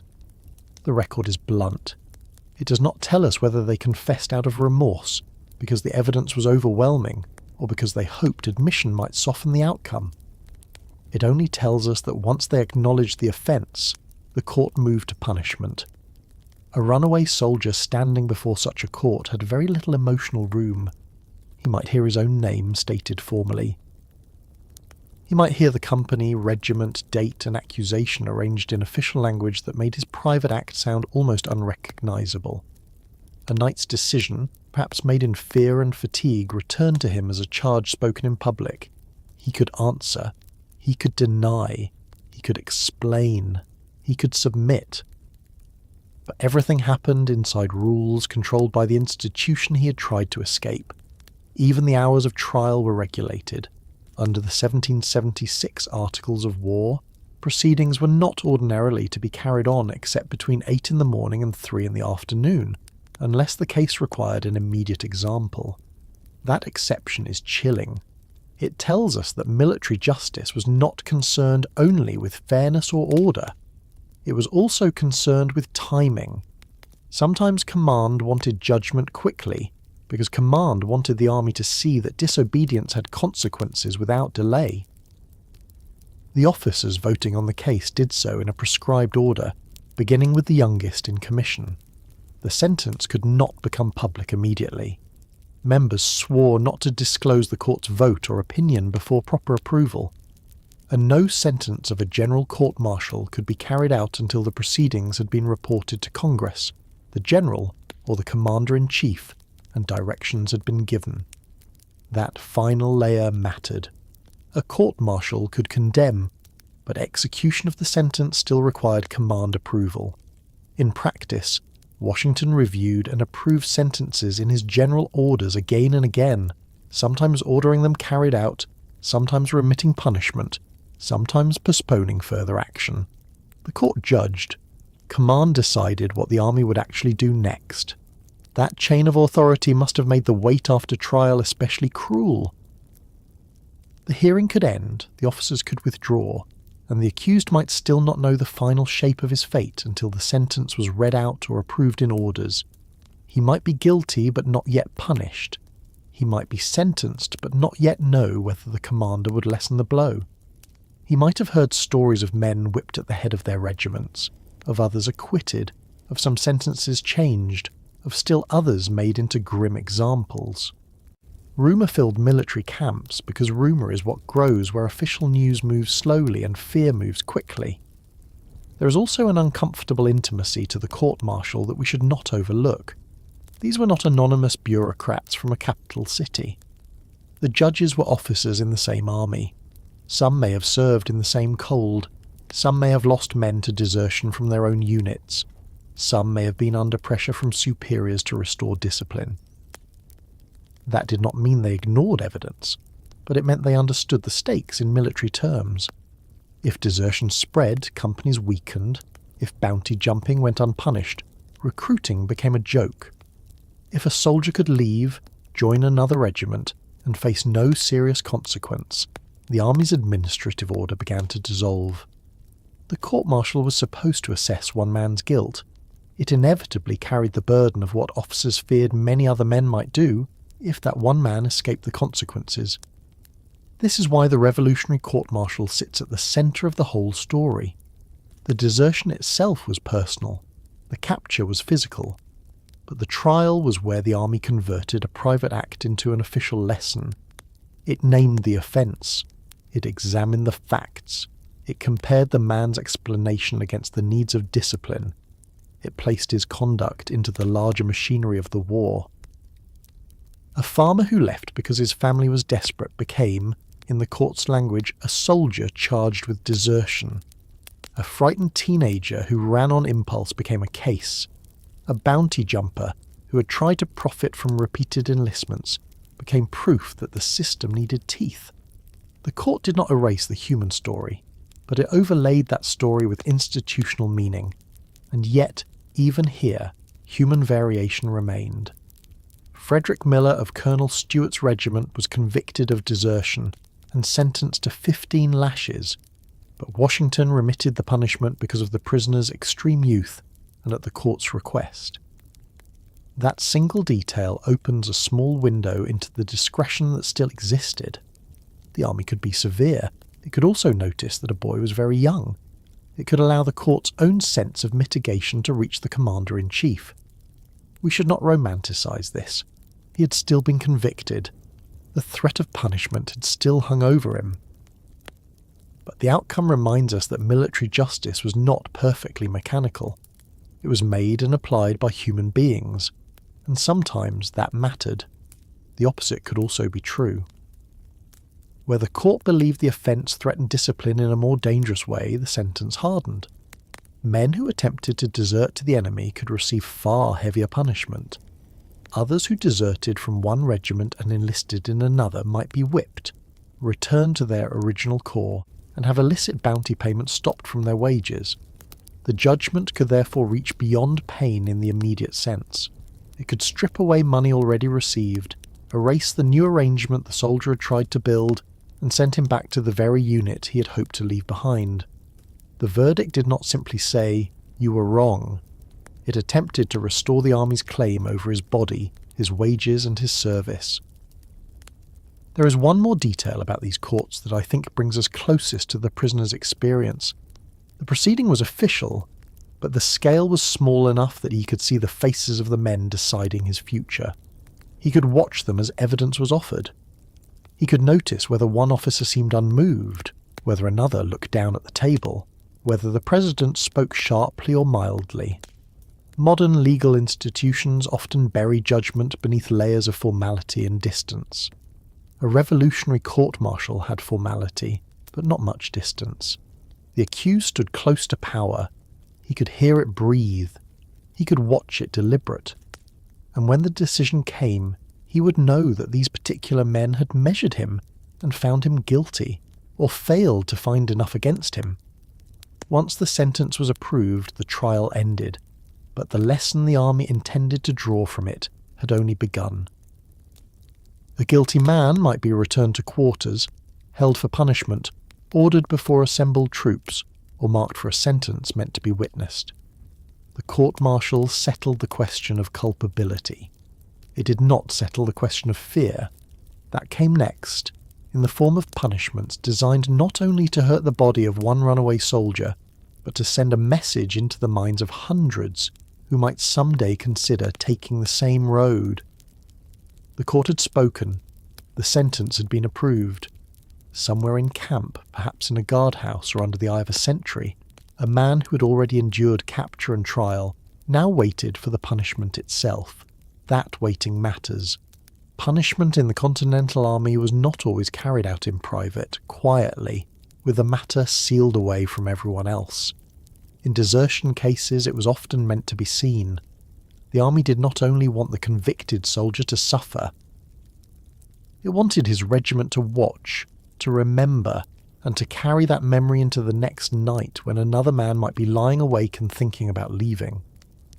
The Articles of War allowed desertion to be punished by death, or by whatever lesser penalty a court-martial imposed, and in many cases the lesser penalty took the form of public whipping, sometimes combined with humiliation, loss of status, or expulsion from the service. It is easy to read the words 39 lashes or 100 lashes in a military record and move past them as if they were merely numbers. But those numbers described a deliberate physical ordeal. The prisoner was brought out at an appointed time. The wording in Washington's general orders tells us exactly how public the setting often was. Punishments were ordered at guard mounting, at roll call, at the head of the regiment, or on the grand parade. George Harris, convicted of desertion in October 1776, was ordered whipped with 39 lashes the next morning at guard mounting. Frederick Buzzard, found guilty in January 1778, was sentenced to 100 lashes, with Washington ordering the punishment carried out the following morning at roll call at the head of his regiment. Thomas McAlvey, convicted of desertion at Valley Forge in March 1778, received the same sentence in the same public setting. These were not accidental places. They were moments when soldiers were gathered, counted, and attentive. Picture that morning. The regiment stands formed. Men are cold, tired, and watchful. Some know the prisoner well. Some may have shared food with him, marched beside him, or listened to him complain before he ran. Others know him only by name. The officers stand in their places. The sentence is known. Perhaps already discussed before sunrise. The man is brought forward. No one in that assembly needs a lecture about why he is there. His body has become the lecture. The army has chosen a moment when ordinary military routine and public punishment meet directly, so that the lesson is joined to the rhythm of daily service. Roll call now includes a warning. Guard mounting now includes a warning. The regiment's own ground becomes the place where desertion is answered. The earlier surviving orders from Washington's army show that 39 lashes was a common sentence for desertion in 1776. Edward Macartney and John Maxfield, both convicted of desertion, were each sentenced to 39 lashes. John Suby and James Johnston received the same punishment. George Cottingen and Daniel Dunville were likewise sentenced to 39 lashes apiece. Christian Mazur was sentenced to 20 lashes. Uriah Chamberlain received 39. These cases reveal that corporal punishment for desertion was not rare or exceptional. It was one of the ordinary tools the army used to make the offence visible and painful, without resorting immediately to execution. By the hard middle years of the war, sentences of 100 lashes appear repeatedly in the orders, especially in aggravated cases or in periods when command feared discipline was weakening. In 1778, Philip Rinbecker was found guilty of desertion and sentenced to 100 lashes. John Foster pleaded guilty to deserting to the enemy, and despite Washington noting his youth, was sentenced to 100 lashes. James Smith, Peter Miller, Caleb Thayer, and Stephen Aldridge, all convicted of desertion in 1783, were each sentenced to 100 lashes, with Miller's punishment paired with expulsion from the army. The records do not let us feel what those lashes did to a man's back, but they do show that the Continental Army was willing to use severe bodily punishment again and again when officers believed ordinary warnings were not enough. Some sentences were even harsher. James Gordon, a soldier in the 2nd Virginia Regiment, was tried in April 1778 for desertion a third time, forging a discharge and re-enlisting in another regiment. He was found guilty and sentenced to 300 lashes, 100 for each offence. Washington approved the sentence only so far as 100 lashes, ordering that portion carried out at the head of Gordon's regiment. John Clyme of the 10th Pennsylvania Regiment was convicted in May 1778 of desertion and attempting to escape to the enemy. His sentence was 200 lashes, 100 for each offence, to be inflicted that evening at roll call at the head of his regiment. These cases show both the severity the courts were willing to impose and the commander-in-chief's power to reduce or approve punishments before they were carried out. That last detail is important. Punishment could be terrifying without being entirely automatic. Washington possessed the authority to pardon or mitigate court-martial sentences under the Articles of War. In some cases he reduced penalties, in others he allowed them to stand. The decision itself became part of the message. When he approved a whipping, he was not merely letting paperwork pass across his desk. He was deciding that this punishment should enter the life of the camp as an example. When he reduced a sentence, as he did in certain cases, he signalled that discipline could still distinguish between degrees of guilt, youth, or special circumstances.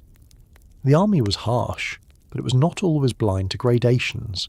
Whipping was only one layer of punishment. Shame could be added deliberately. In March 1783, Richard Joel of the 2nd Massachusetts Regiment was convicted of desertion. His sentence required that his honorary badges be taken off by the drum major at the head of the regiment, and then that he receive 50 lashes on his naked back. The order is striking because it targets not only the body but the soldier standing. Honorary badges were marks of recognition. To remove them publicly was to reverse the process of military esteem in front of his peers. He was not simply being hurt, he was being stripped of visible credit. Peter Miller, tried in the same period, was convicted of desertion and sentenced to 100 lashes and to be drummed out of the army. Joshua Morehouse of the 3rd New Jersey Regiment, who pleaded guilty to desertion in 1776, was judged by the court to have been of no service to the country and unlikely to be of any in future.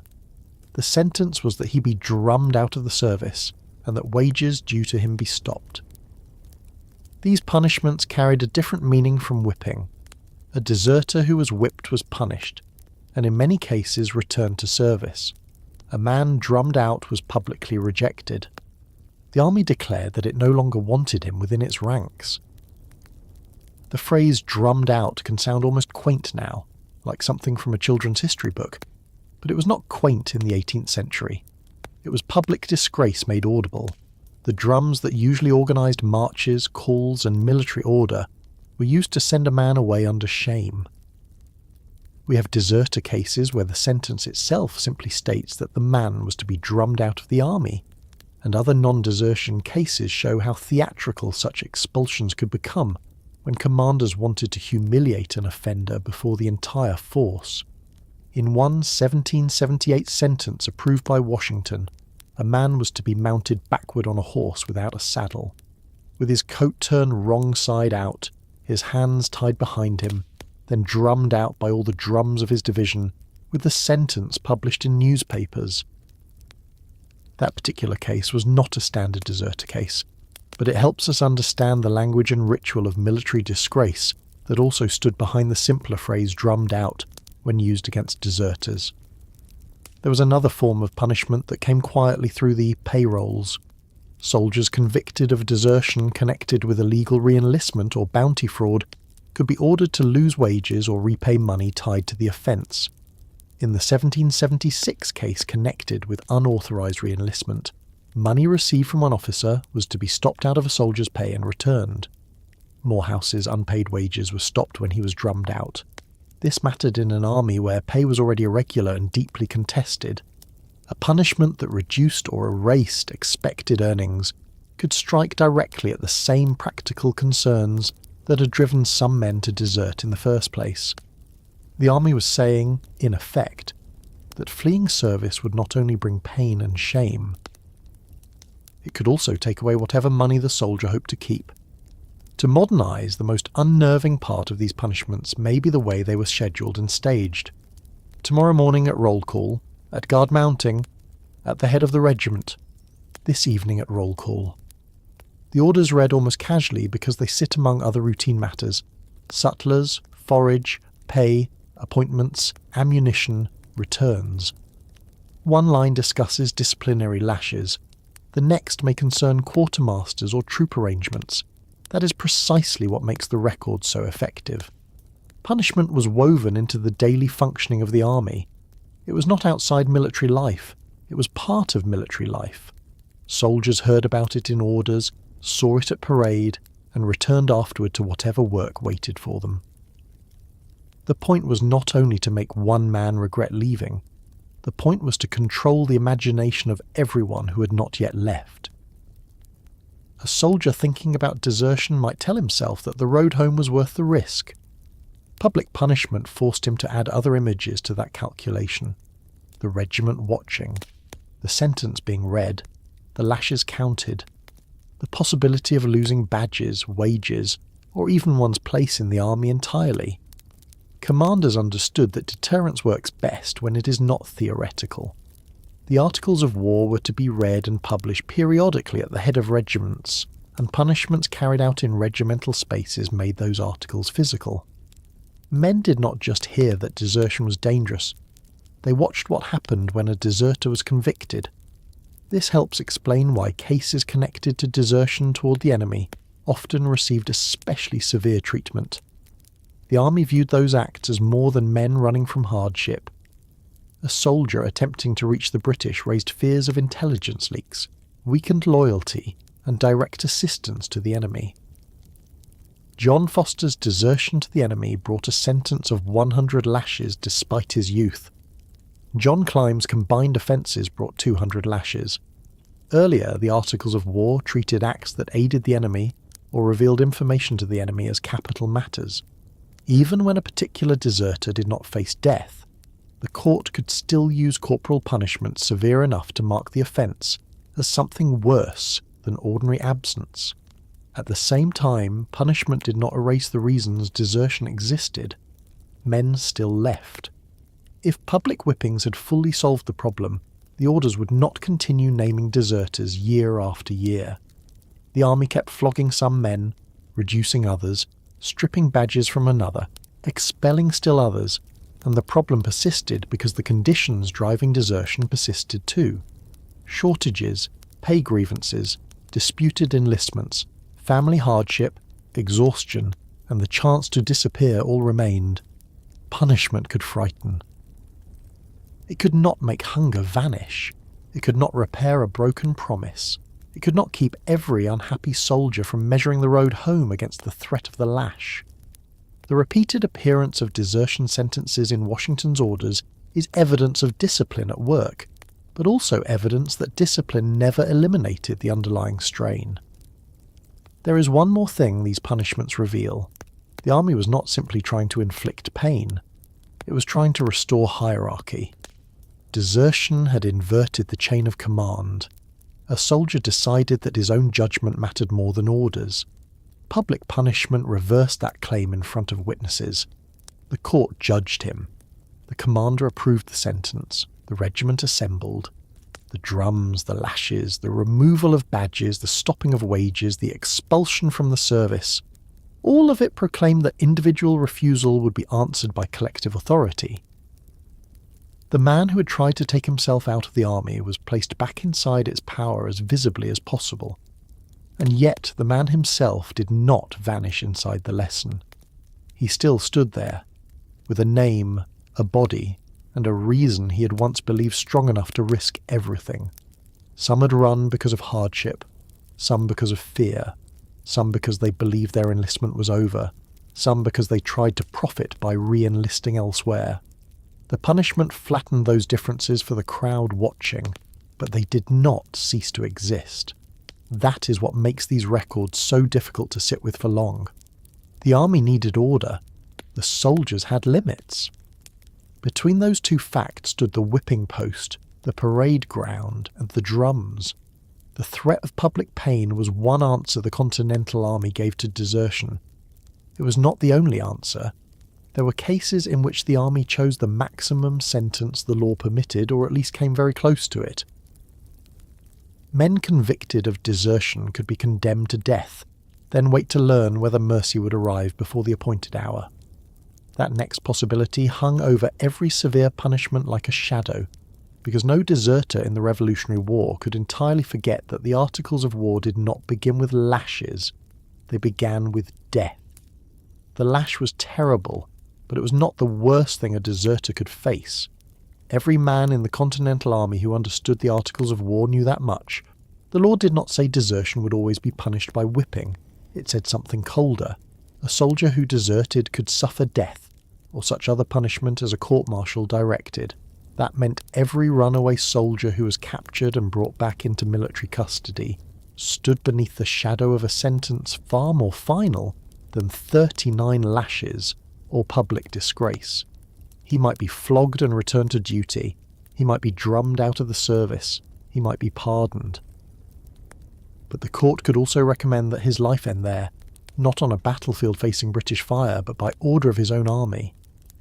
And what made this even more frightening was that the decision did not always settle immediately. A man could be condemned to die, then reprieved. He could be ordered, prepared for execution, then delayed. He could wake one morning believing it was the last he would ever see, only to be told the hour had moved again. Let us place ourselves beside one of those men for a moment. He has already lived through the trial. The court has heard the charge. Officers have studied the evidence. Perhaps he left his guard post and made toward enemy lines. Perhaps he was found close enough to British sentries that no explanation sounded convincing. Perhaps witnesses testified that he intended to desert to the enemy, which the army treated with special alarm. Then the verdict came. Guilty. The sentence followed.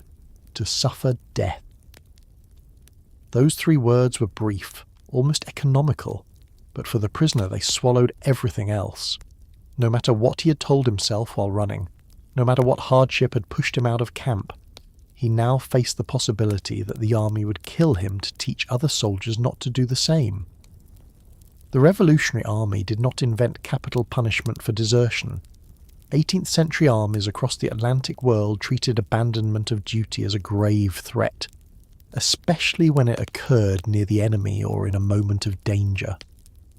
The Continental Congress adopted that severity into the Articles of War, because commanders believed the army could not survive if soldiers considered service optional whenever hardship mounted. Desertion weakened units, endangered posts, and in cases where a man crossed toward British lines, raised the fear that he carried useful information with him. A runaway soldier might know the location of pickets, the condition of a camp, troop shortages, or the mood of his regiment. That is why desertion to the enemy appears again and again in the most severe court-martial records. It was not merely absence, it suggested transfer of loyalty, and the army answered accordingly. One of the clearest examples comes from October 1776. Peter Buse of Colonel Haslett's regiment was convicted by a general court-martial of desertion from camp and being found near the enemy sentinels. Washington approved the sentence of death and ordered it carried out the following day at 11 o'clock, at a road junction leading toward Young's and North Castle. Then, on the very day when Buse was supposed to die, Washington issued another order. The execution was reprieved until Monday at 11. Later still, The reprieve was extended again until Wednesday. The surviving orders show us a condemned man suspended in uncertainty, living through more than one appointed hour of death while command reconsidered or delayed the punishment. They do not give us his thoughts. They do not need to. The situation itself is enough. Think about what that does to time. In ordinary life, tomorrow is a continuation. For a condemned soldier, tomorrow becomes a wall. Buse would have gone to sleep knowing officers expected him to be executed the next day. Perhaps he did not sleep at all. Perhaps a chaplain came. Perhaps men outside his place of confinement whispered about the sentence. Then the reprieve arrived. He was not free. He had not been forgiven. He had simply been given more hours to wait. A delay of execution can look merciful from a distance, and in one sense it was because delay preserved possibility. But it was also a form of psychological pressure. The sentence remained. The morning could still return. The order could still go. Another case from 1777 shows how publicly the army intended some death sentences to function. John Farndon of Colonel Hartley's regiment was convicted of desertion to the enemy and sentenced to suffer death. Washington's orders first set his execution for noon. The next day, the order stated that Farndon, who had been scheduled to die the previous day, was to be executed the next day at 12 o'clock instead. Then the army specified attendance. 60 men from each brigade were to parade at the artillery park to witness the execution. That detail tells us exactly what the punishment was meant to accomplish. It was not designed only to remove Farndon from the rolls. It was designed to create a memory in the minds of hundreds of soldiers. They were to stand there and watch what desertion to the enemy. We should pause on that image because it is different from the battlefield death that dominates Revolutionary War memory. This is not a man falling in smoke beside his comrades. This is the army gathering its own troops to witness a court-ordered killing. Officers knew that soldiers spoke after such events. They knew the story would travel through tents, huts, taverns, and marching columns. They knew that a man considering desertion weeks later might remember the execution ground, the assembled brigades, the stillness before the sentence was carried out. The army used death sentences not only as punishment but as communication. It wanted to place a final consequence at the far edge of every soldier's. And yet, the same army that prepared executions also pardoned condemned deserters. That is what makes this part of the story so revealing. Commanders did not simply choose between gentleness and cruelty. They chose between different methods of preserving discipline. Sometimes they believed the army needed a death sentence performed. Sometimes they believed it needed a death sentence pronounced and then forgiven. The Articles of War gave the Commander-in-Chief explicit power to pardon or mitigate punishments ordered by courts-martial. That authority mattered immensely because it allowed Washington to shape the final message after the court had spoken. A sentence of death could become an execution. It could become a reprieve. It could become an act of mercy made visible. One of the most striking examples came in July 1777 with a large group of light dragoons from Colonel Moylan's regiment. 15 non-commissioned officers and privates were charged with mutiny and desertion. The court found them guilty of desertion and adjudged them worthy of death. But the court also described most of them as objects of compassion and recommended them to Washington's mercy. Washington pardoned them and then extended the pardon even to Sergeant George Kilpatrick, who had not been included in the court's initial compassionate recommendation. The general's order warned that their crimes were atrocious, but he chose not to carry out the death judgments. This was not casual forgiveness. It was deliberate command policy. He allowed the men to stand before the army as those who had nearly died. There is a hard practicality in that choice. An execution says, "This offence can cost you your life." A pardon after a death sentence says, "Your life is still in the commander's hands." Both messages preserve authority, but they work differently. Killing 15 cavalrymen would certainly have made an impression. It also would have removed 15 trained men from the army at a time when trained soldiers were not easy to replace. Pardoning them, after condemnation, preserved manpower while still demonstrating that the courts had power to reach the death penalty. The men returned to service knowing exactly how close they had come. Their comrades knew it too. In that sense, mercy was not the opposite of discipline. This is the army's hardest choice in its clearest form. If commanders execute too freely, they damage the force they are trying to preserve. They may turn soldiers into martyrs in the eyes of sympathetic civilians. They may harden resentment in camps already worn down by shortages and delayed pay. But if they pardon too freely, they risk making desertion look survivable, even negotiable. Other men may conclude that the army threatens more than it acts. Washington and his officers had to live inside that tension throughout the war. They needed fear, but they also needed bodies. They needed obedience, but they also needed. The orders show how finely command tried to tune this balance. John Jones was convicted in 1777 of deserting from his guard to the enemy and sentenced to death, but his execution was suspended until further orders.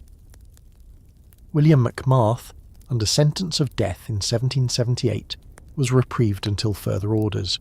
Peter Bewes was granted repeated postponements.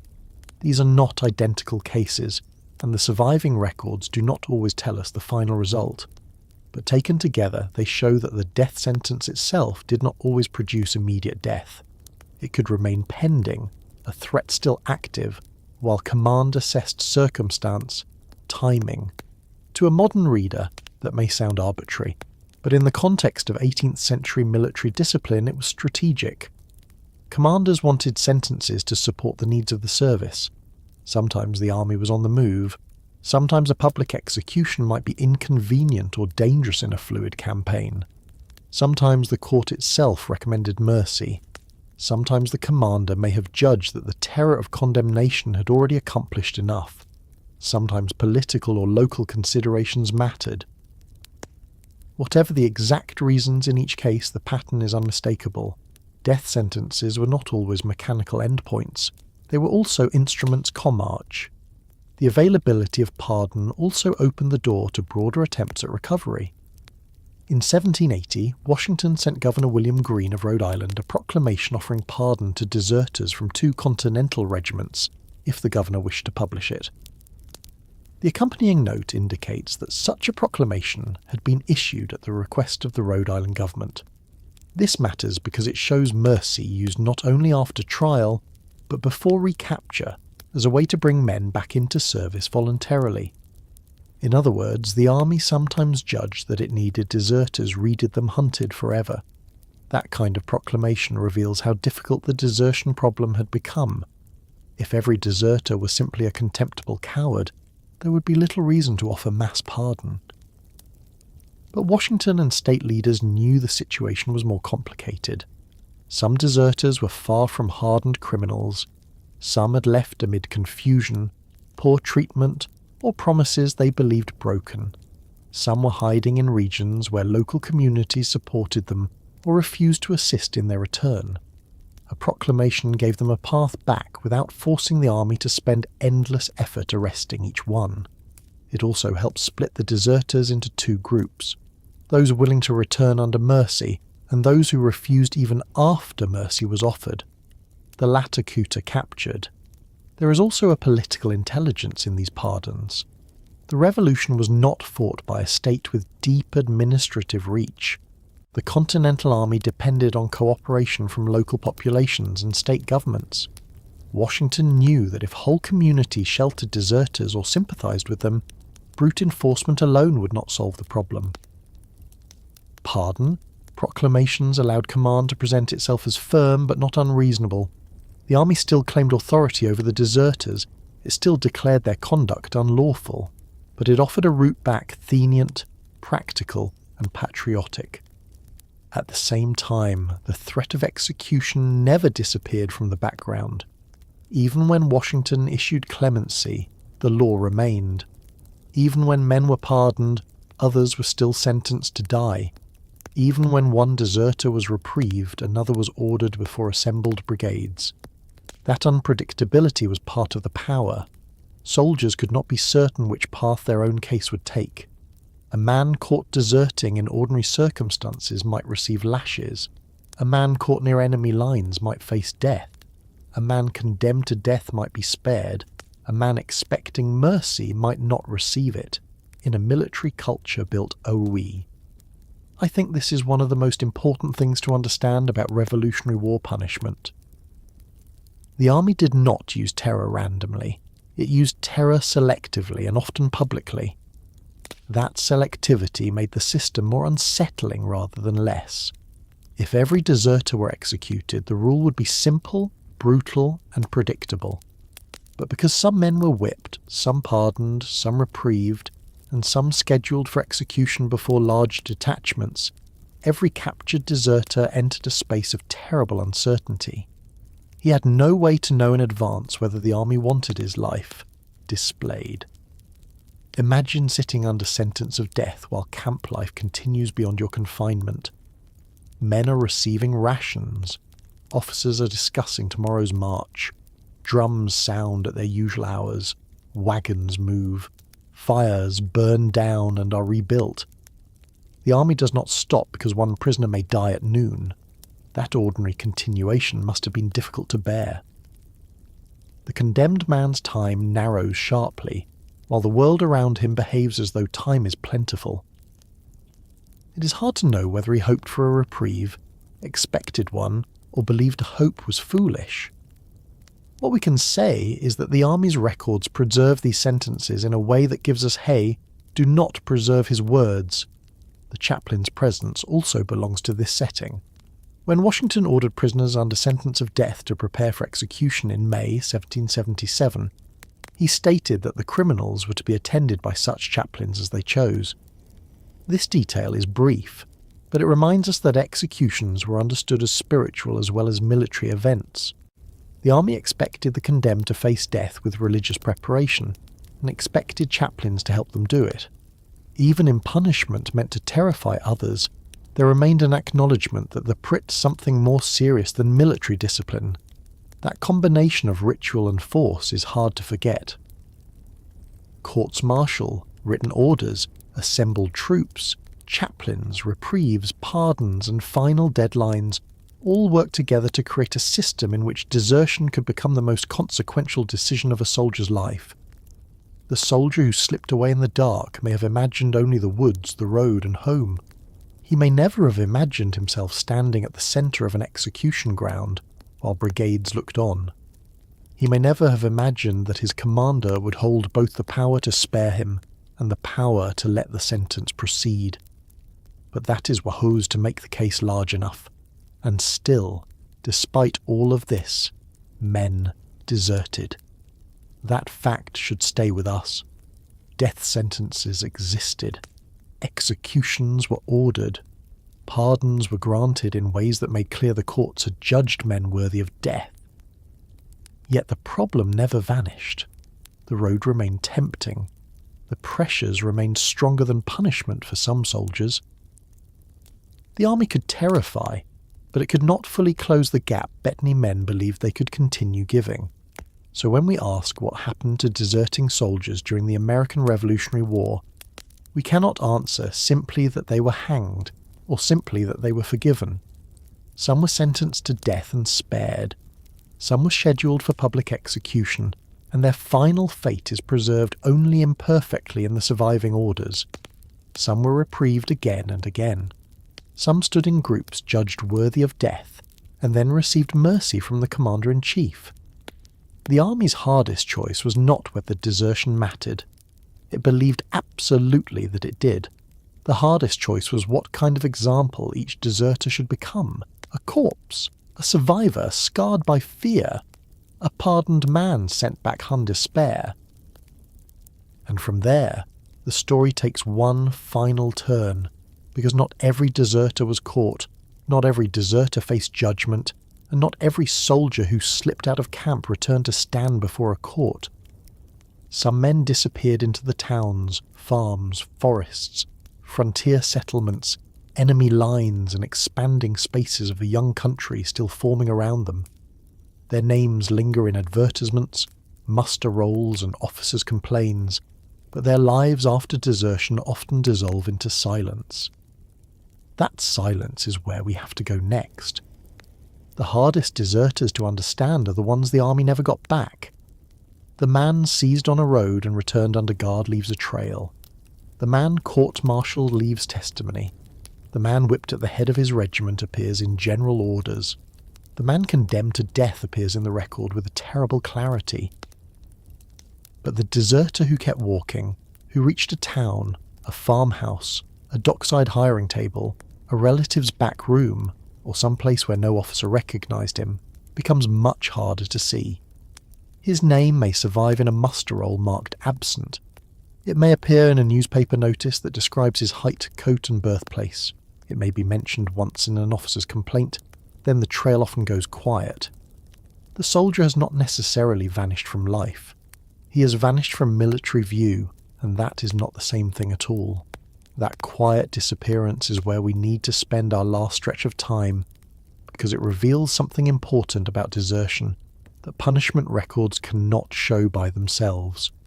The Revolutionary War was fought across a society that was still loosely governed in many places, heavily dependent on local cooperation, and full of people moving from one kind of work to another. A soldier who deserted did not step into empty wilderness unless he deliberately chose it. He stepped into civilian America. He stepped toward farms, workshops, river towns, roads, ports, churches, relatives, former employers, old neighbours, and communities that might respond to him very differently than his officers did. The army called him a deserter. The people who knew him before the war might still call him a son, a husband, a brother, a hired man, a good mason, a poor farmer, a fool, or simply someone who had come home. Recent scholarship on revolutionary desertion has stressed exactly this point, arguing that deserters were often shaped less by estrangement from camp than by their continuing ties to civil society beyond it. That distinction matters because it helps explain why some men succeeded in disappearing.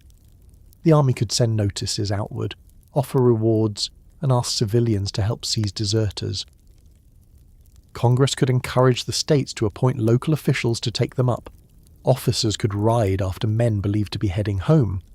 But all of those methods depended on cooperation.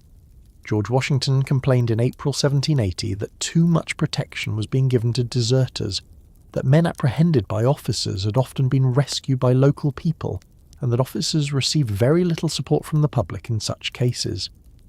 That single complaint opens a door into the world a successful deserter entered. Some communities did not simply fail to help the army. Some actively stood between the army and the men it wanted back. Imagine a deserter making it home after days on the road. He does not arrive like a conquering hero. More likely he arrives exhausted, nervous, and uncertain how long he can safely remain. A mother sees him first at the threshold and pulls him inside before asking questions. A wife who has been managing a household in his absence may feel relief before fear has time to arrive. A younger brother may stare at the uniform as if it belongs to someone from another world. Then the practical questions begin. Did anyone see you? Who knows you came? Are notices out? Is the militia looking? Can you sleep in the house, or should you stay in the barn? These details are often missing from the written record because ordinary families did not usually document illegal acts committed in protection of their own. But Washington's complaint about local rescue and the broader scholarship on desertion and community show that deserters could depend on civilian networks that sometimes valued personal loyalty over military enforcement. For a deserter who reached home, the first temptation would have been to resume the life that had been waiting for him. There were fields to tend, livestock to repair around, fences to mend, debts to discuss, tools to handle again. Men did not leave the army because they had ceased to exist before enlistment. They left it because that earlier existence still mattered. A farmer who returned during planting season could quickly become useful in a way the household felt immediately. A carpenter or shoemaker might find work again. An older son could once more take up labour that had fallen on younger siblings.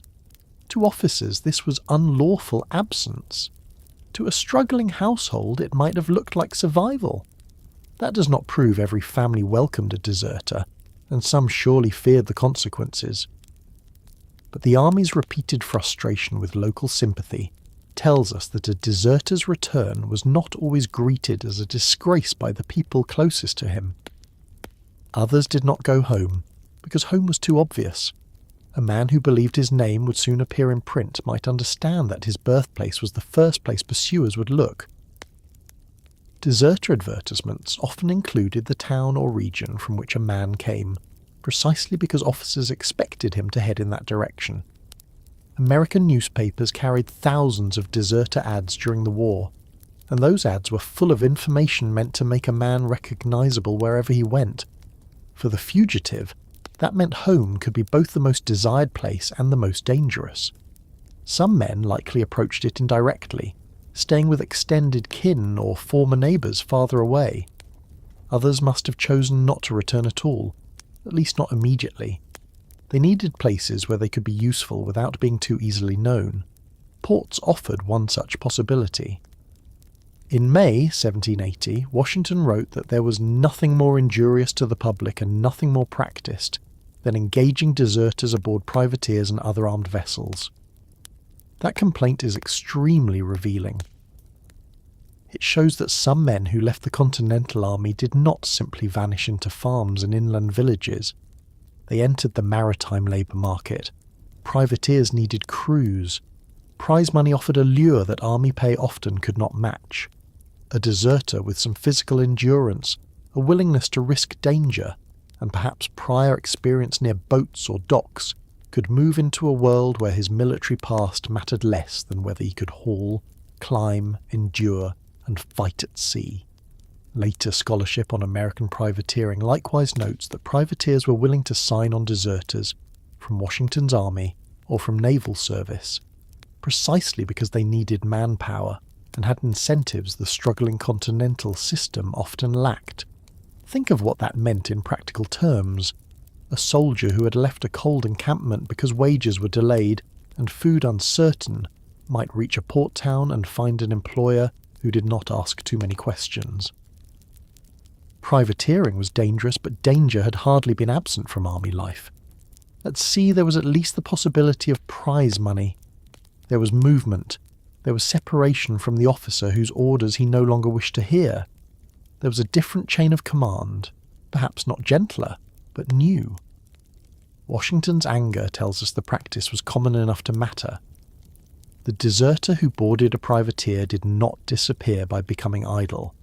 He disappeared by entering another wartime economy that needed men urgently and had less interest in enforcing continental discipline than the army wished it did. Some deserters undoubtedly moved toward British-held territory or loyalist networks, though the fate of any single man could vary greatly. Earlier parts of this story showed how harshly the Continental Army treated attempts to desert to the enemy.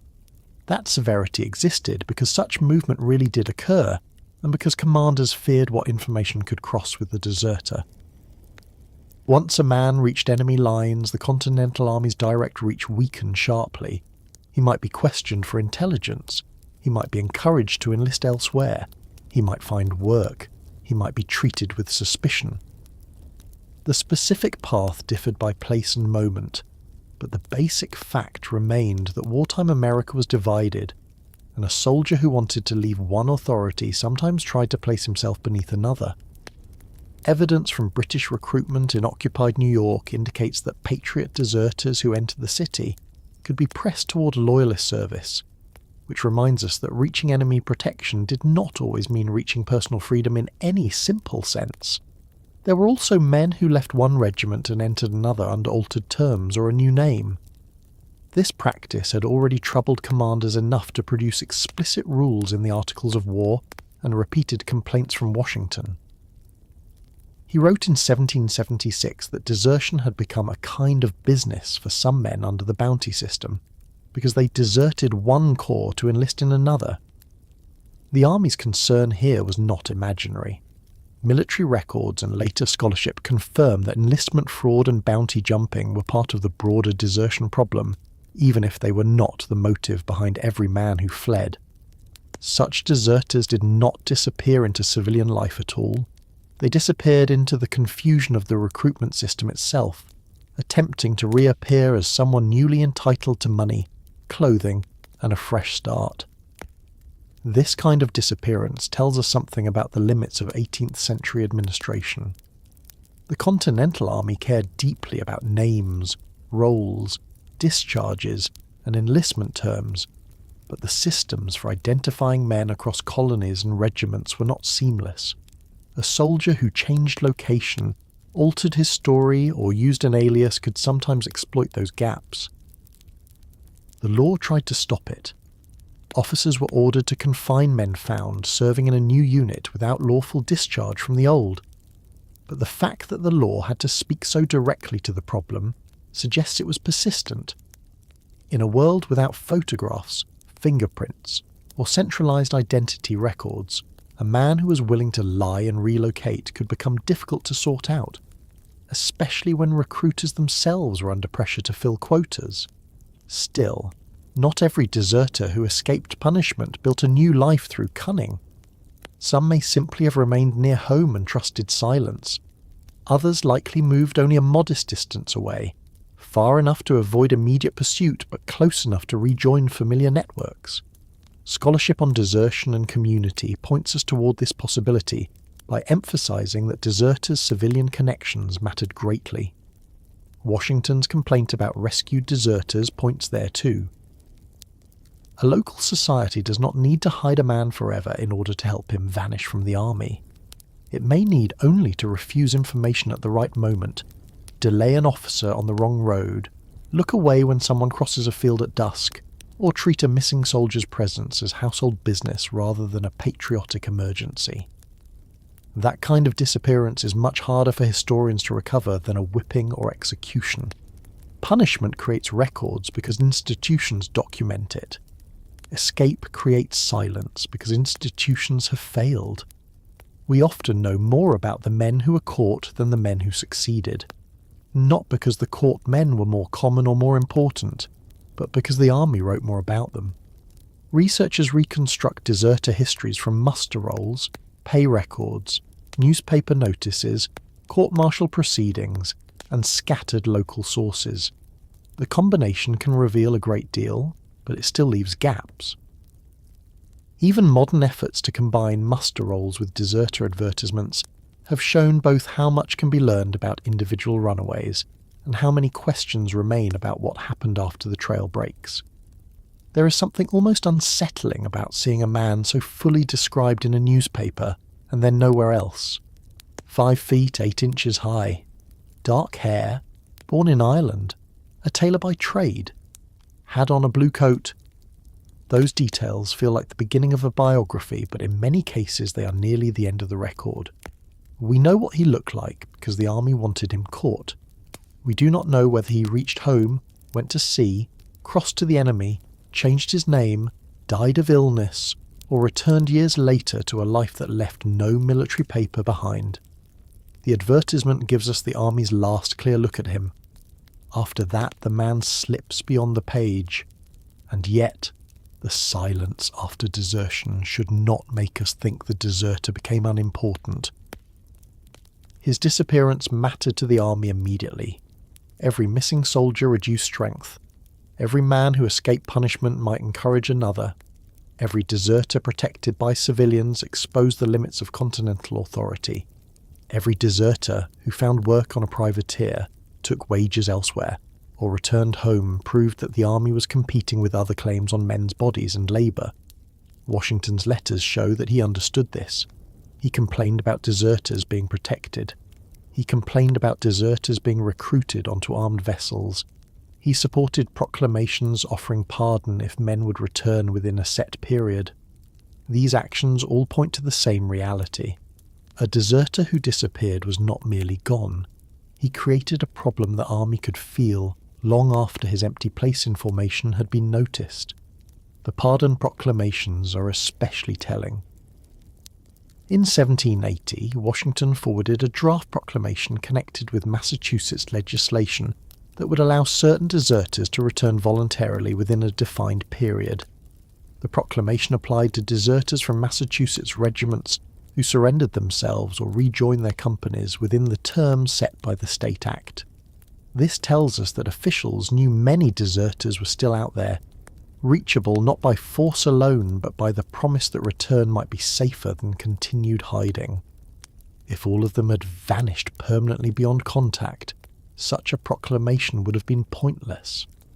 The army believed some were near enough to hear the offer, worried enough to consider it, and tied enough to their communities that public announcements might bring them back. Imagine one of those men hearing that news. Perhaps it reaches him at a tavern. Perhaps a neighbour repeats it. Perhaps a broadside is read aloud in a town where he has been keeping his head down. He is told that if he returns within the specified time, the path may be easier. Now the question changes again. Stay hidden and hope no one betrays you, or walk back into the army that might still punish you if the promise does not apply as expected. Some men must have returned under such offers. Others probably decided the risk remained too great. Even mercy had to compete with mistrust. The same government asking them to come back was the government that had once threatened death for desertion. Deserters who remained away also became part of the larger civilian world the revolution created. The war did not divide society neatly between brave soldiers and cowardly runaways. It produced a messy middle full of men whose service was incomplete, contested, or broken off. Some probably spoke of their army years later with bitterness. Some may have kept quiet. Some may have reinvented the story if asked. A man who deserted in 1778 and settled somewhere new might later present himself simply as a labourer, a farmer, a sailor, or a veteran of hardship without explaining exactly how his service ended. The historical record cannot always correct him. That uncertainty is part of the subject.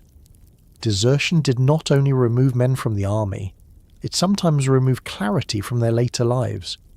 Can see the army trying to resist that uncertainty on every page where it named deserters, circulated descriptions, offered rewards, threatened punishment, and called on state governments for help. The institution wanted a clean result. Bring him back, try him, punish him, pardon him, record him. But human movement rarely stayed clean. Some men moved faster than orders. Some were shielded by people who had no interest in helping officers reclaim them. Some took advantage of new work. Some exploited recruitment confusion. Some found refuge in enemy zones. Some probably died before any official caught up with them. What united them was not a single destination, but the fact that the army no longer controlled their story. That returns us to the soldier who began this entire journey for us, the one who stood at the edge of camp in the dark and decided to go. We followed men like him through the reasons for desertion.